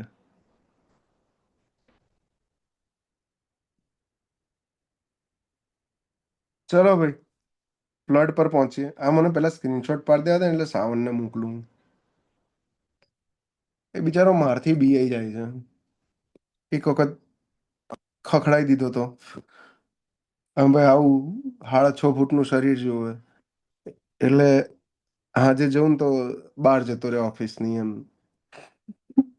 5 મિનિટ બેહીને. ફ્લડ કોને કહેવાય? તો ફ્લડ ક્યારે કહીશું? કે રેગ્યુલર રિવરની અંદર જ્યારે સ્ટેજ અચાનકથી વધી જાય. સ્ટેજ એટલે કે એલિવેશન અચાનકથી વધી ગયું, બરાબર છે. આ સ્ટેજ અચાનકથી વધી ગયું, અને સ્ટેજ અચાનકથી વધ્યું, એલિવેશન અચાનકથી વધ્યું, તો જોડે ડિસ્ચાર્જ પણ અચાનકથી વધી ગયો, કે જેના કારણે આજુબાજુનો એરિયા જે છે એ પૂરમાં આવી ગયો, અને જે બેંક છે, કિનારા છે, એ તોડી કાઢ્યા, ઓવરફ્લો થઈ ગયા કિનારાઓ. રાઈટ. તો ફ્લડમાં બે વસ્તુ કામની. એક શું કામનું? Stage of the peak. જ્યારે મેક્સિમમ ફ્લો આવે છે ત્યારે એનું સ્ટેજ એટલે કે એલિવેશન કેટલું છે, અને બીજું એ પીકનું મેગ્નિટ્યુડ કેટલું છે, મતલબ ડિસ્ચાર્જની વેલ્યુ કેટલી છે. આ મેગ્નિટ્યુડથી હું સ્પિલવે ડિઝાઇન કરીશ, બ્રિજ અને કલ્વર્ટની કેપેસિટીઓ ડિઝાઇન કરીશ. જ્યારે સ્ટેજની મદદથી બ્રિજ અથવા ડેકનું હાઇટ અથવા એલિવેશન ડિઝાઇન કરીશ, અને ઇનન્ડેટેડ એરિયા એટલે કે કેટલો એરિયા ડૂબમાં જશે એ પણ આનથી નક્કી કરીશ. ફ્લડ કમ્પ્યુટેશનની મેથડ. ફ્લડ કમ્પ્યુટેશનની ટોટલ આટલી મેથડ છે, રાઈટ. આમાંથી પહેલેથી ચાલુ કરીએ રેશનલ મેથડ. હવે આ રેશનલ મેથડની અંદર રામાયણ બહુ છે, રાઈટ. આ રેશનલ મેથડ પહેલા તો સમજી લો. આ રહી એ 50 કિલોમીટર સ્ક્વેર કરતાં ઓછા કેચમેન્ટ એરિયા માટે વપરાય, અને આ શેના માટે વાપરવામાં આવે? ડિઝાઇન ઓફ ડ્રેનેજ ડિઝાઇન માટે. રોડ સાઈડની જે ડ્રેનેજ હોય ને, વરસાદનું પાણી લઈ જવા વાળી, એ ડિઝાઇન કરવા માટે આ વપરાય. સ્મોલ કલ્વર્ટ માટે, બ્રિજ માટે વપરાય. ફોર્મ્યુલા શું છે? 1/3.c, 1/3.6 CIA, QP. QP is equal to 1/3.6 CIA, જ્યાં CA એટલે કે રન ઓફ કોફિશિયન્ટ, A એટલે એરિયા, I એટલે intensity of rainfall, area kilometer સ્ક્વેરની અંદર, ઇન્ટેન્સિટી ઓફ રેનફોલ MM/Hની અંદર, C રન ઓફ કોફિશિયન્ટ, અને પીક ફ્લો મને મળશે મીટર ક્યુબ પર સેકન્ડની અંદર. સેકન્ડ, ઇમ્પેરિકલ ફોર્મ્યુલા બધા રીજન બેઝ છે. તમારે યાદ રાખવાનું કયા રીજનની અંદર કયો ફોર્મ્યુલા વપરાય. પહેલો છે ડીકન્સ ફોર્મ્યુલા. ડીકન્સ ફોર્મ્યુલા ભાઈ, ફોર્મ્યુલા યાદ રાખવાનો, QP is equal two CD into A⁴ sorry. આનું એરિયા ઓફ એપ્લિકેશન છે central and northern part of country, northern India, north India વાળા. પછી રીવ્સ ફોર્મ્યુલા. આમાં ખાલી A⁴ થઈ જશે, બાકી એઝ ઇટ ઇઝ રહેશે. આ વપરાશે સાઉથ ઇન્ડિયાની અંદર, રાઈટ.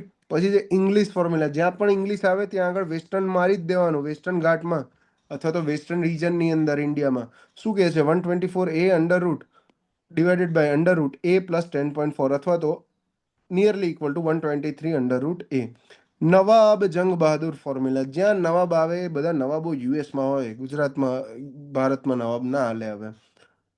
આ સિવાય બીજી કઈ મેથડ છે? Unit hydrograph method. આગળ જ જોઈ લીધી, refer previous chapter. Flood frequency analysis. Flood frequency studies જે છે એમાં બે મેથડ છે. એક છે સ્ટેટિસ્ટિક પ્રોબેબિલિટી મેથડ. આ યાદ છે, ભણ્યા છો રેનફોલની અંદર. વી બુલ્સ ઇક્વેશન, કેલિફોર્નિયા ઇક્વેશન, યાદ છે ને? આ ઇક્વેશન હતા, P = M/n+1, P = M/n, California equation. રેનફોલની અંદર કરાયું હતું આ રીએ. બીજું બાયનોમિયલ ડિસ્ટ્રીબ્યુશન. આ પણ રેનફોલના કરાયું હતું. આમાં રેનફોલના બદલે ખાલી વેલ્યુ શું થઈ જશે? ઇવેન્ટ મારી બદલાઈ જશે, ઇવેન્ટ ફ્લડ થઈ જશે, બરાબર. બાકી વાર્તા, ટી, રિટર્ન પીરિયડ ને એ બધું તો સેમ જ રહેશે મારા ભાઈ. તો જો આના પરથી બે પોઈન્ટ નીકળે છે. એક છે રિલાયબિલિટી. રિલાયબિલિટી એટલે કે કોઈ પર્ટિક્યુલર વેલ્યુનું ફ્લડ ક્યારેય ના આવે, n વર્ષની અંદર ક્યારેય ના આવે, never equal or exceeded in time span of n years, એને રિલાયબિલિટી કહેવાય, રાઈટ. તો 100 યરના રિટર્ન પીરિયડ વાળું ફ્લડ 100 યર્સમાં ક્યારેય ના આવે, એની રિલાયબિલિટી 0.36 થાય. એની રિલાયબિલિટી 0.36 થાય. યાદ રાખવાનું, એટલે કોઈ કોન્સેપ્ટ નહીં. કોન્સેપ્ટ ઓલમોસ્ટ પૂરા થઈ ગયા હવે. એની 0.36 થયા. ડાયરેક્ટ ક્વેશ્ચન પૂછેલો છે, આ તમે ગણી નહીં શકો, રાઈટ. અને રિલાયબિલિટીનું ઇક્વેશન શું છે કે 100 p is equal to 1/t થાય. Q event not occurring at all 1 minus p. Reliability માટે q to the power n એટલે કે 1 minus p to the power n. રિલાયબિલિટી ક્યારેય ના આવે, નેવર અકર n વર્ષની અંદર. કરાયેલું છે દિવ્યેશ, આપણે કવર કરેલું છે એટલે હું ભગાવું છું. પ્રોબેબિલિટી વાળી મેથડ આપણે રેઇનફોલમાં કવર કરી જ માર ભાઈ. એટલે પછી છે રિસ્ક. રિસ્ક એટલે એટલીસ્ટ એક વખત એ ઇવેન્ટ અકર થાય, એટલીસ્ટ એક વખત. ઓફ ફ્લડ ડિસ્ચાર્જની value equal or exceeded at least once in a time span of n years. At least એક વખત એ ઇવેન્ટ અકર થાય, રાઈટ. તો 100 યર્સના ટાઈમ સ્પાનની ફ્લડની રિસ્કની વેલ્યુ છે એ હોય 0.64. આ ડાયરેક્ટ પૂછે છે 100 વાળું, રાઈટ. આ સિવાય છે પછી થિયોરિટિકલ પ્રોબેબિલિટી મેથડ, ગમ્બલ્સ મેથડ અથવા તો ચાઉઝ મેથડ. જો હું સિમ્પલી એવું કહું કે આ ફોર્મ્યુલા જોવાના, યાદ રહેતા હોય તો ઠીક છે, ના રહેતા હોય તો કશો વાંધો નહીં. એક માર્ક માટે આટલું બધું ગોખવા ના બેસાય, અગર પહેલી વખત તમે કરો છો તો. જે લોકોએ કર્યું હોય એના માટે રિવિઝન ક્વિક, કે આમાંથી ક્વેશ્ચન કયો આવે છે. આમાંથી ક્વેશ્ચન આવે છે ફ્રીક્વન્સી ફેક્ટર નીકાળવાનો. તમને કે નીકાળવાનું કહેશે. એમાં વાયન અને એસએન તમને ખબર હોવી જોઈએ. વાયન એટલે કે ઇન્ફાઇનાઇટ નંબરના ડેટા સેટ માટે મારો રિડ્યુસ મીન છે એ 0.577 હોય. અને એસએન એટલે કે ઇન્ફાઇનાઇટ નંબરના ડેટા સેટ માટે મારો રિડ્યુસ સ્ટાન્ડર્ડ ડેવિએશન 1.2825 હોય. અગર તમને આ બે ખબર છે તો એક્ઝામની અંદર તમને વાયટીની વેલ્યુ આપી દેશે. વાયટીની વેલ્યુ આપી દેશે કે રિડ્યુસ્ડ વેરિયન્ટ જે નીચે નીકાળ્યો છે -ln કરીને એની વેલ્યુ ડાયરેક્ટ આપી દેશે. તમને સીધું જ કહી દેશે કે ભાઈ ફ્રીક્વન્સી ફેક્ટર કેની વેલ્યુ નીકાળો. કંઈ નહીં મૂકવાનું, જે વેલ્યુ આપી લઈ છે એ વેલ્યુ અહીંયા મૂકવાની, -0.577 divided by 1.2825, right. Gumbel's method, Chow's method, theoretical probability method. Next run of coefficient method. Already તમને આવડે છે, કંઈ આની અંદર પડવાનું નથી. Design flood. કયા કયા ડિઝાઇન ફ્લડ હોય? એક હોય સ્પિલવે ડિઝાઇન ફ્લડ, સ્પિલવે માટે યુઝ થાય. સ્ટાન્ડર્ડ પ્રોજેક્ટ ફ્લડ, મતલબ severe combination of meteorological plus hydrological parameter which are applicable to the region. જેની અંદર એક્સ્ટ્રીમ પેરામીટર ના હોય પણ ખાલી સિવિયર કોમ્બિનેશન હોય, એને સ્ટાન્ડર્ડ પ્રોજેક્ટ ફ્લડ કહેવામાં આવે, રાઈટ. પ્રોબેબલ મેક્સિમમ ફ્લડ હમણાં આગળ જોયું આપણે, એક એમસીક્યુ મેં ટીક કર્યો યાદ હોય તો પ્રોબેબલ મેક્સિમમ ફ્લડનો.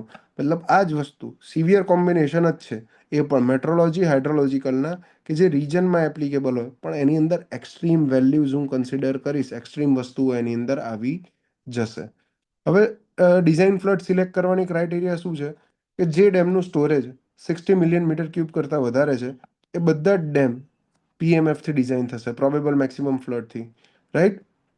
અને અગર પ્રોબેબલ મેક્સિમમ ફ્લડ અવેલેબલ નથી તો 1000 વર્ષનો રિટર્ન પીરિયડ સાથે હું ગમ્બલ્સ અથવા તો ફ્રીક્વન્સી ફેક્ટરથી ફ્લડ ડિઝાઇન કરી શકીશ.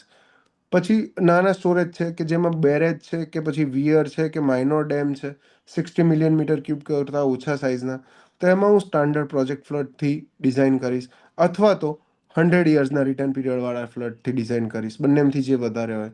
પછી પિકઅપ વિયર છે, તો પિકઅપ વિયર હું 100 યર્સના ફ્લડ અથવા તો 50 યર્સના ફ્લડથી ડિઝાઇન કરીશ.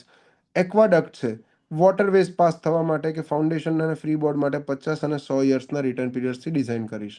આ સિવાય ભાઈ સ્પિલવે કેપેસિટી ફિક્સિંગ કરવા માટેની ગાઈડલાઇન છે કે અગર મારો ડેમ સ્મોલ છે તો એ 100 યરના રિટર્ન પીરિયડ, ઇન્ટરમીડિયેટ ડેમ છે 10 થી 60 મિલિયન મીટર ક્યુબ સ્ટોરેજ છે તો એસપીએફથી ડિઝાઇન કરીશ. અને લાર્જ ડેમ છે કે જેનું 60 મિલિયન મીટર ક્યુબ કરતાં વધારે સ્ટોરેજ છે તો પીએમએફથી ડિઝાઇન કરીશ. આ ગાઈડલાઇન્સ અવેલેબલ છે. ફ્લડના ન્યુમેરિકલ અલગ આપે છે આમાં.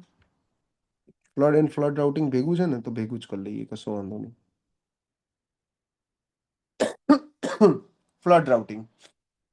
હવે જો આ સમજવા ના પડતા, આમાં કહું એટલું યાદ રાખી લેજો પ્રેમથી, વધારે મજા આવશે. માનસિક લોડ ઓછો આવશે ને એમસીક્યુ સોલ્વ થશે.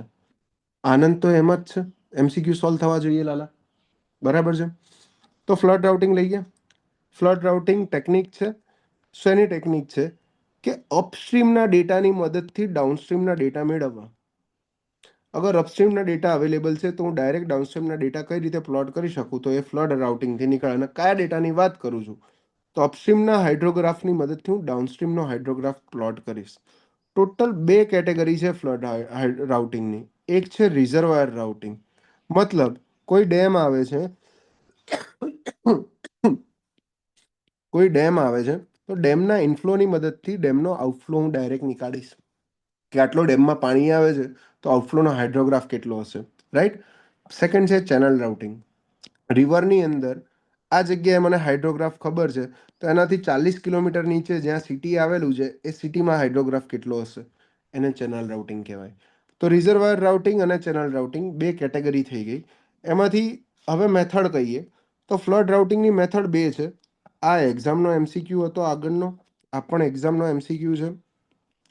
ફ્લડ રાઉટિંગની મેથડ, ફ્લડ રાઉટિંગની બે મેથડ છે. એક છે હાઇડ્રોલોજિક મેથડ. આપણે હાઇડ્રોલોજિક મેથડનો ઉપયોગ કરીએ છીએ, બરાબર છે, કે જે બેઝ છે ઇક્વેશન ઓફ કન્ટિન્યુટી પર, જેનો પ્રિન્સિપલ બેઝ છે ઇક્વેશન ઓફ કન્ટિન્યુટી પર.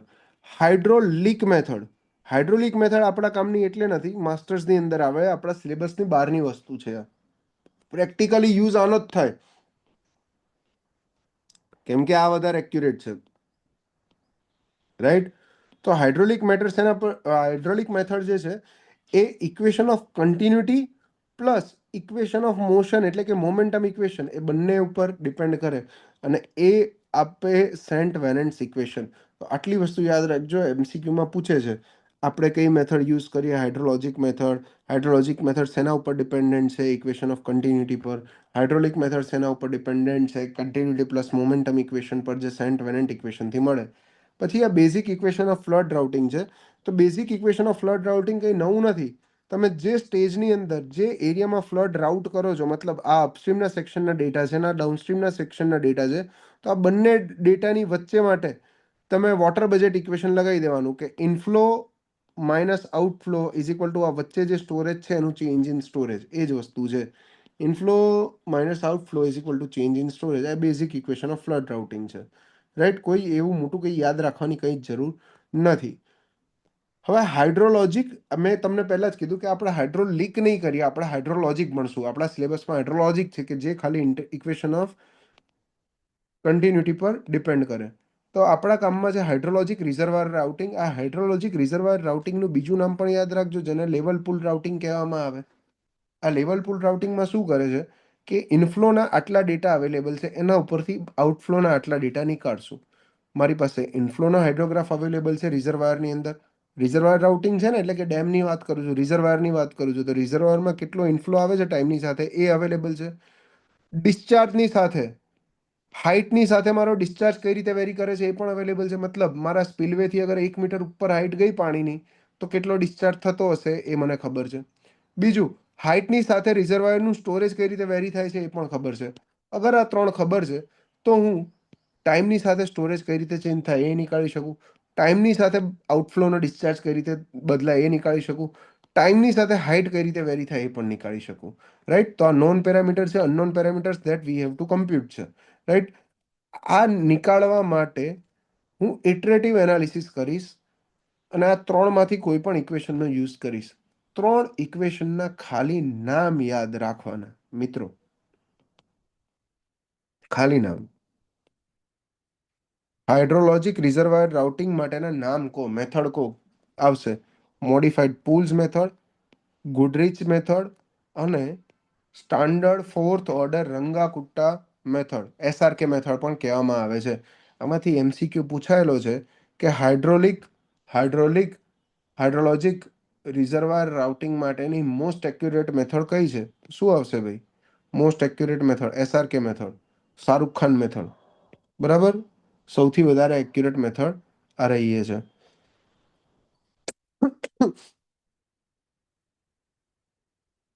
હવે રાઉટિંગનું રિઝલ્ટ શું મળે છે?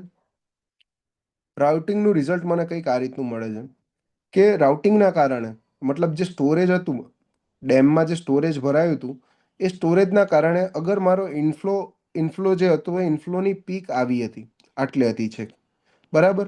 પણ સ્ટોરેજના કારણે મારી આઉટફ્લોની પીક આટલે આવે છે. તો ડ્રાસ્ટિક ચેન્જ દેખાય છે.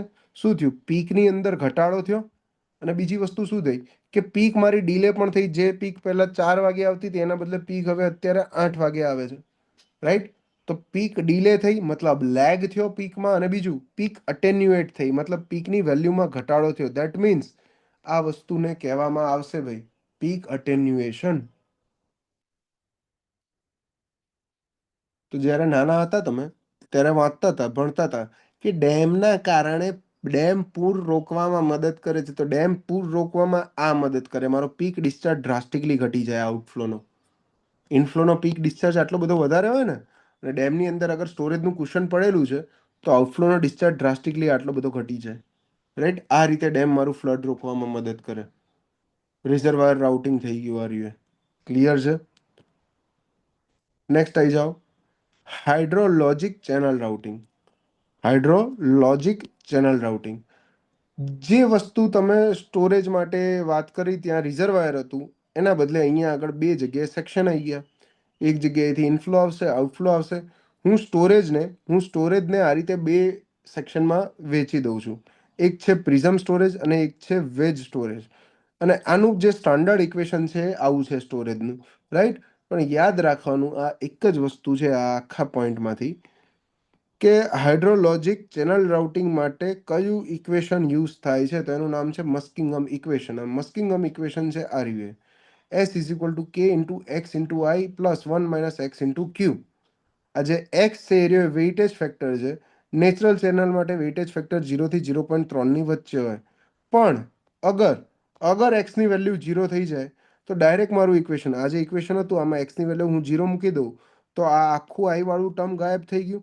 અહીંયા આગળ ડાયરેક્ટ કે ઇન્ટુ ક્યુ આવી ગયું. આનો મતલબ શું થઈ ગયો? મારો સ્ટોરેજ ફક્ત ને ફક્ત ડિસ્ચાર્જ પર ડિપેન્ડ કરશે. તો સ્ટોરેજ ફક્ત ને ફક્ત ડિસ્ચાર્જ પર ડિપેન્ડ કરશે એવી કન્ડિશનને કહેવામાં આવશે લિનિયર રિઝર્વાયર કન્ડિશન. આ એમસીક્યુમાં બહુ બધું પૂછાય છે કે લિનિયર રિઝર્વાયર કન્ડિશનમાં સ્ટોરેજ શેના ઉપર ડિપેન્ડ કરે? ઇનફ્લો પર, આઉટફ્લો પર, ઇનફ્લો આઉટફ્લો બંને પર, કે કોઈના પર નહીં? શું આવશે? આઉટફ્લો પર. આઉટફ્લો એટલે કે ડિસ્ચાર્જ. ક્યુ ઉપર ડિપેન્ડ કરશે. ક્યુ એટલે આઉટફ્લો છે, આઈ એટલે ઇનફ્લો છે, રાઈટ?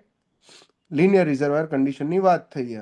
પછી મસ્કિંગમ ઇક્વેશનનું સોલ્યુશન છે. આમાં પણ ભાઈ લેગ અને પીકનું અટેન્યુએશન થાય છે.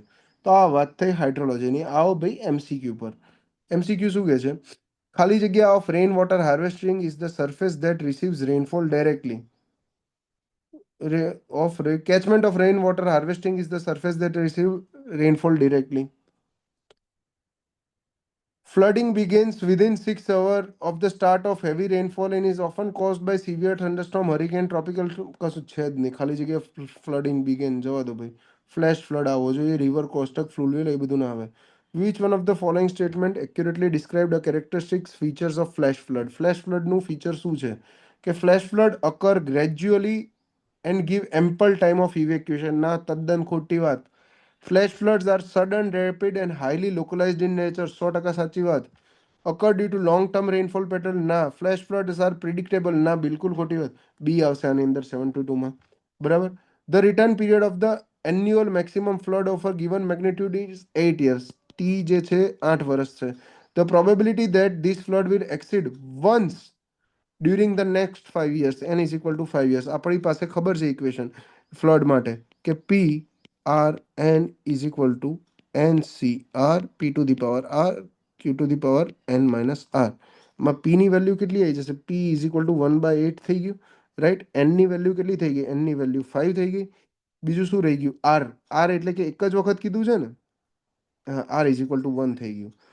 તો P15 5 વર્ષમાં એક વખત ફ્લડ આવે એની value 5C1 P to the power 1 Q to the power 4. Solve કરો ભાઈ. આ હવે 5C1 કેટલું થાય? 5 factorial upon 5 factorial 5 minus 4 4 factorial. જવા દો, એટલે ડાયરેક્ટ 5 જ લખી દેવાય, રાઈટ? આનું સોલ્યુશન મારજો ભાઈ. 5C1 અહીંયા પી ટુ ધી પાવર 1, પી એટલે 1/8 નું 1/8 રહે, ક્યુ એટલે 7/8ની 4 ઘાત થશે. આનો જે આન્સર આવશે એ જવાબ આવશે. ગણી લેજો ભાઈ, right? 73. The S curve is continuously rising curve. S curve ક્યાં સુધી રાઇઝ થાય છે? મેં કીધું હતું કે ઇક્વિલિબ્રિયમ ડિસ્ચાર્જ જ્યાં સુધી અચીવ ના થાય એના માટેનું ઇક્વેશન કીધું હતું. Q E is equal to 2.78 into A by T. Equilibrium discharge occur ના થાય ત્યાં સુધી. ગ્રાઉન્ડ વોટર બસ લે આટલું જ છે. ફ્લડ એન્ડ ફ્લડ હાઇડ્રોગ્રાફ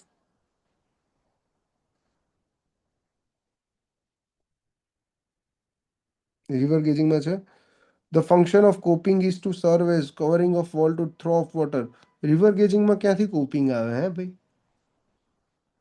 સ્ટ્રીમ ગેજિંગ માટે હા જોઈ લો. ચલો સ્ટ્રીમ ગેજિંગ માટે મારે સાઇટ સિલેક્ટ કરવી હોય તો કઈ સિલેક્ટ કરશો? Section should be straight uniform for a length about 10 to 20 times. હા, સીધો રસ્તો હોવો જોઈએ. જેટલી વિડ્થ હોય એના કરતાં 10 થી 20 ગણો રોડ મતલબ પાથ સીધો હોવો જોઈએ. સાચી વાત છે. The bed and bank should be free from vegetation growth. આ પણ સાચી વાત છે. There should be no longer overflow section at the flow. ત્રણે ત્રણ સાચા. ડી 110માં. હા બરાબર. ક્લિયર છે મારા ભાઈ? તો આ થયું આપણું હાઇડ્રોલોજી કમ્પ્લીટ.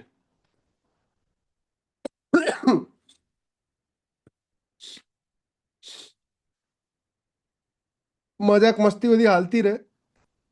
તકલીફ એક હતી ખાલી, જે તબિયત થોડીક વધારે પકડી લીધી હતી. પણ એન્વાયરમેન્ટ લઈશું તો ઓર મજા આવશે. હા, વેલ હાઇડ્રોલિક એન્વાયરમેન્ટમાં આવશે. આપણે ત્યાં એન્વાયરમેન્ટની અંદર સેકન્ડ ચેપ્ટર છે સોર્સ ઓફ વોટર. એની અંદર આખું ગ્રાઉન્ડ વોટર કવર કર્યું છે. રાઈટ? તો ત્યારે પકડી લઈશું એ રહ્યું. એન્ડ બીજું શું કહેવાનું હતું કે હા એ જ કે આવતીકાલથી કયા સબ્જેક્ટ ચાલુ થશે એ સર કહી દેશે અને તમારું સોલ્યુશન કરી દઈએ કંઈક. HMD global fusion. તને ક્યાંય ખબર પડી ગોવા જવાનું છે?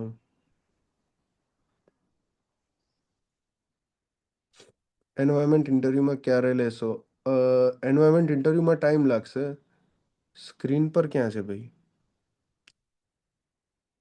બે યાર. ઓ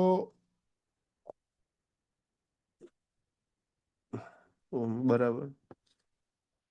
હા, એક તો જ્યારથી વિજેટ આવવા લાગે છે ને ત્યારથી બધું જાતે ઓટો અપડેટ ટ્રાસ થવા લાગે છે. સીધું સિંક કરી દે. લે જો સ્ક્રીન જો હેડ હવે. સર ડાઉટ હોય પર્સનલમાં શેર કરું ચાલશે ને? પર્સનલમાં જ મોકલો લે, બિંદાસ, ચિંતા કર્યા વગર. એન્વાયરમેન્ટ ઇન્ટરવ્યુમાં ટાઈમ લાગશે. ઇન્ટરવ્યુમાં તો હજી હાઇડ્રો ચાલુ છે. આ રેપિડ ફાયરમાં એન્વાયરમેન્ટ 5 તારીખ પછી લઈએ. બોડી પતાવીને. બરાબર દોસ્તાર? ચલો તો થેન્ક યુ વેરી મચ. ફટાફટ પતાવ્યું છે. તમારી જવાબદારી છે. જો UR2 મેં કરાઈ, તમારી જવાબદારી કે યુવા1 અને અતુલ કરી દો. તમારી જવાબદારી કે યુવા1 અને અતુલ કરી દો. ઠીક છે? ડાઉટ મોકલો. આપીશ. ચિંતા ના કર. આપું છું. ઠીક છે? ચલો thank you very much. Jai Hind, Jai Bharat. All the best. એન્વાયરમેન્ટમાં મળીએ. અને એન્વાયરમેન્ટ લગભગ અઠવાડિયા ઉપર ચાલશે. Right? Environment rapid fire revision અઠવાડિયે ઉપર કરાવી દઈશું આપણે. અને એન્વાયરમેન્ટમાં તમે કઈ રાખજો. તમે લોકો જોઈ લેજો યુવા1 યુવા2 માંથી શેનો ડાઉટ, શેમાં વધારે ડાઉટ છે, તમને તકલીફ શેમાં પડે છે એ કરાવીશું. ના, શું કરવા ભાઈ? ક્લાસ 3 મટીરિયલ કરવાનું. તમે ભણ્યા છો અગર મારી જોડે તમારી જોડે ક્લાસ 2નું મટીરિયલ છે તો એ જ કરી દેવાનું. હું તમને કરાવીશ ને એમાં. હા, AMCમાં ચાલે લ્યા. AMC માટે ચાલે.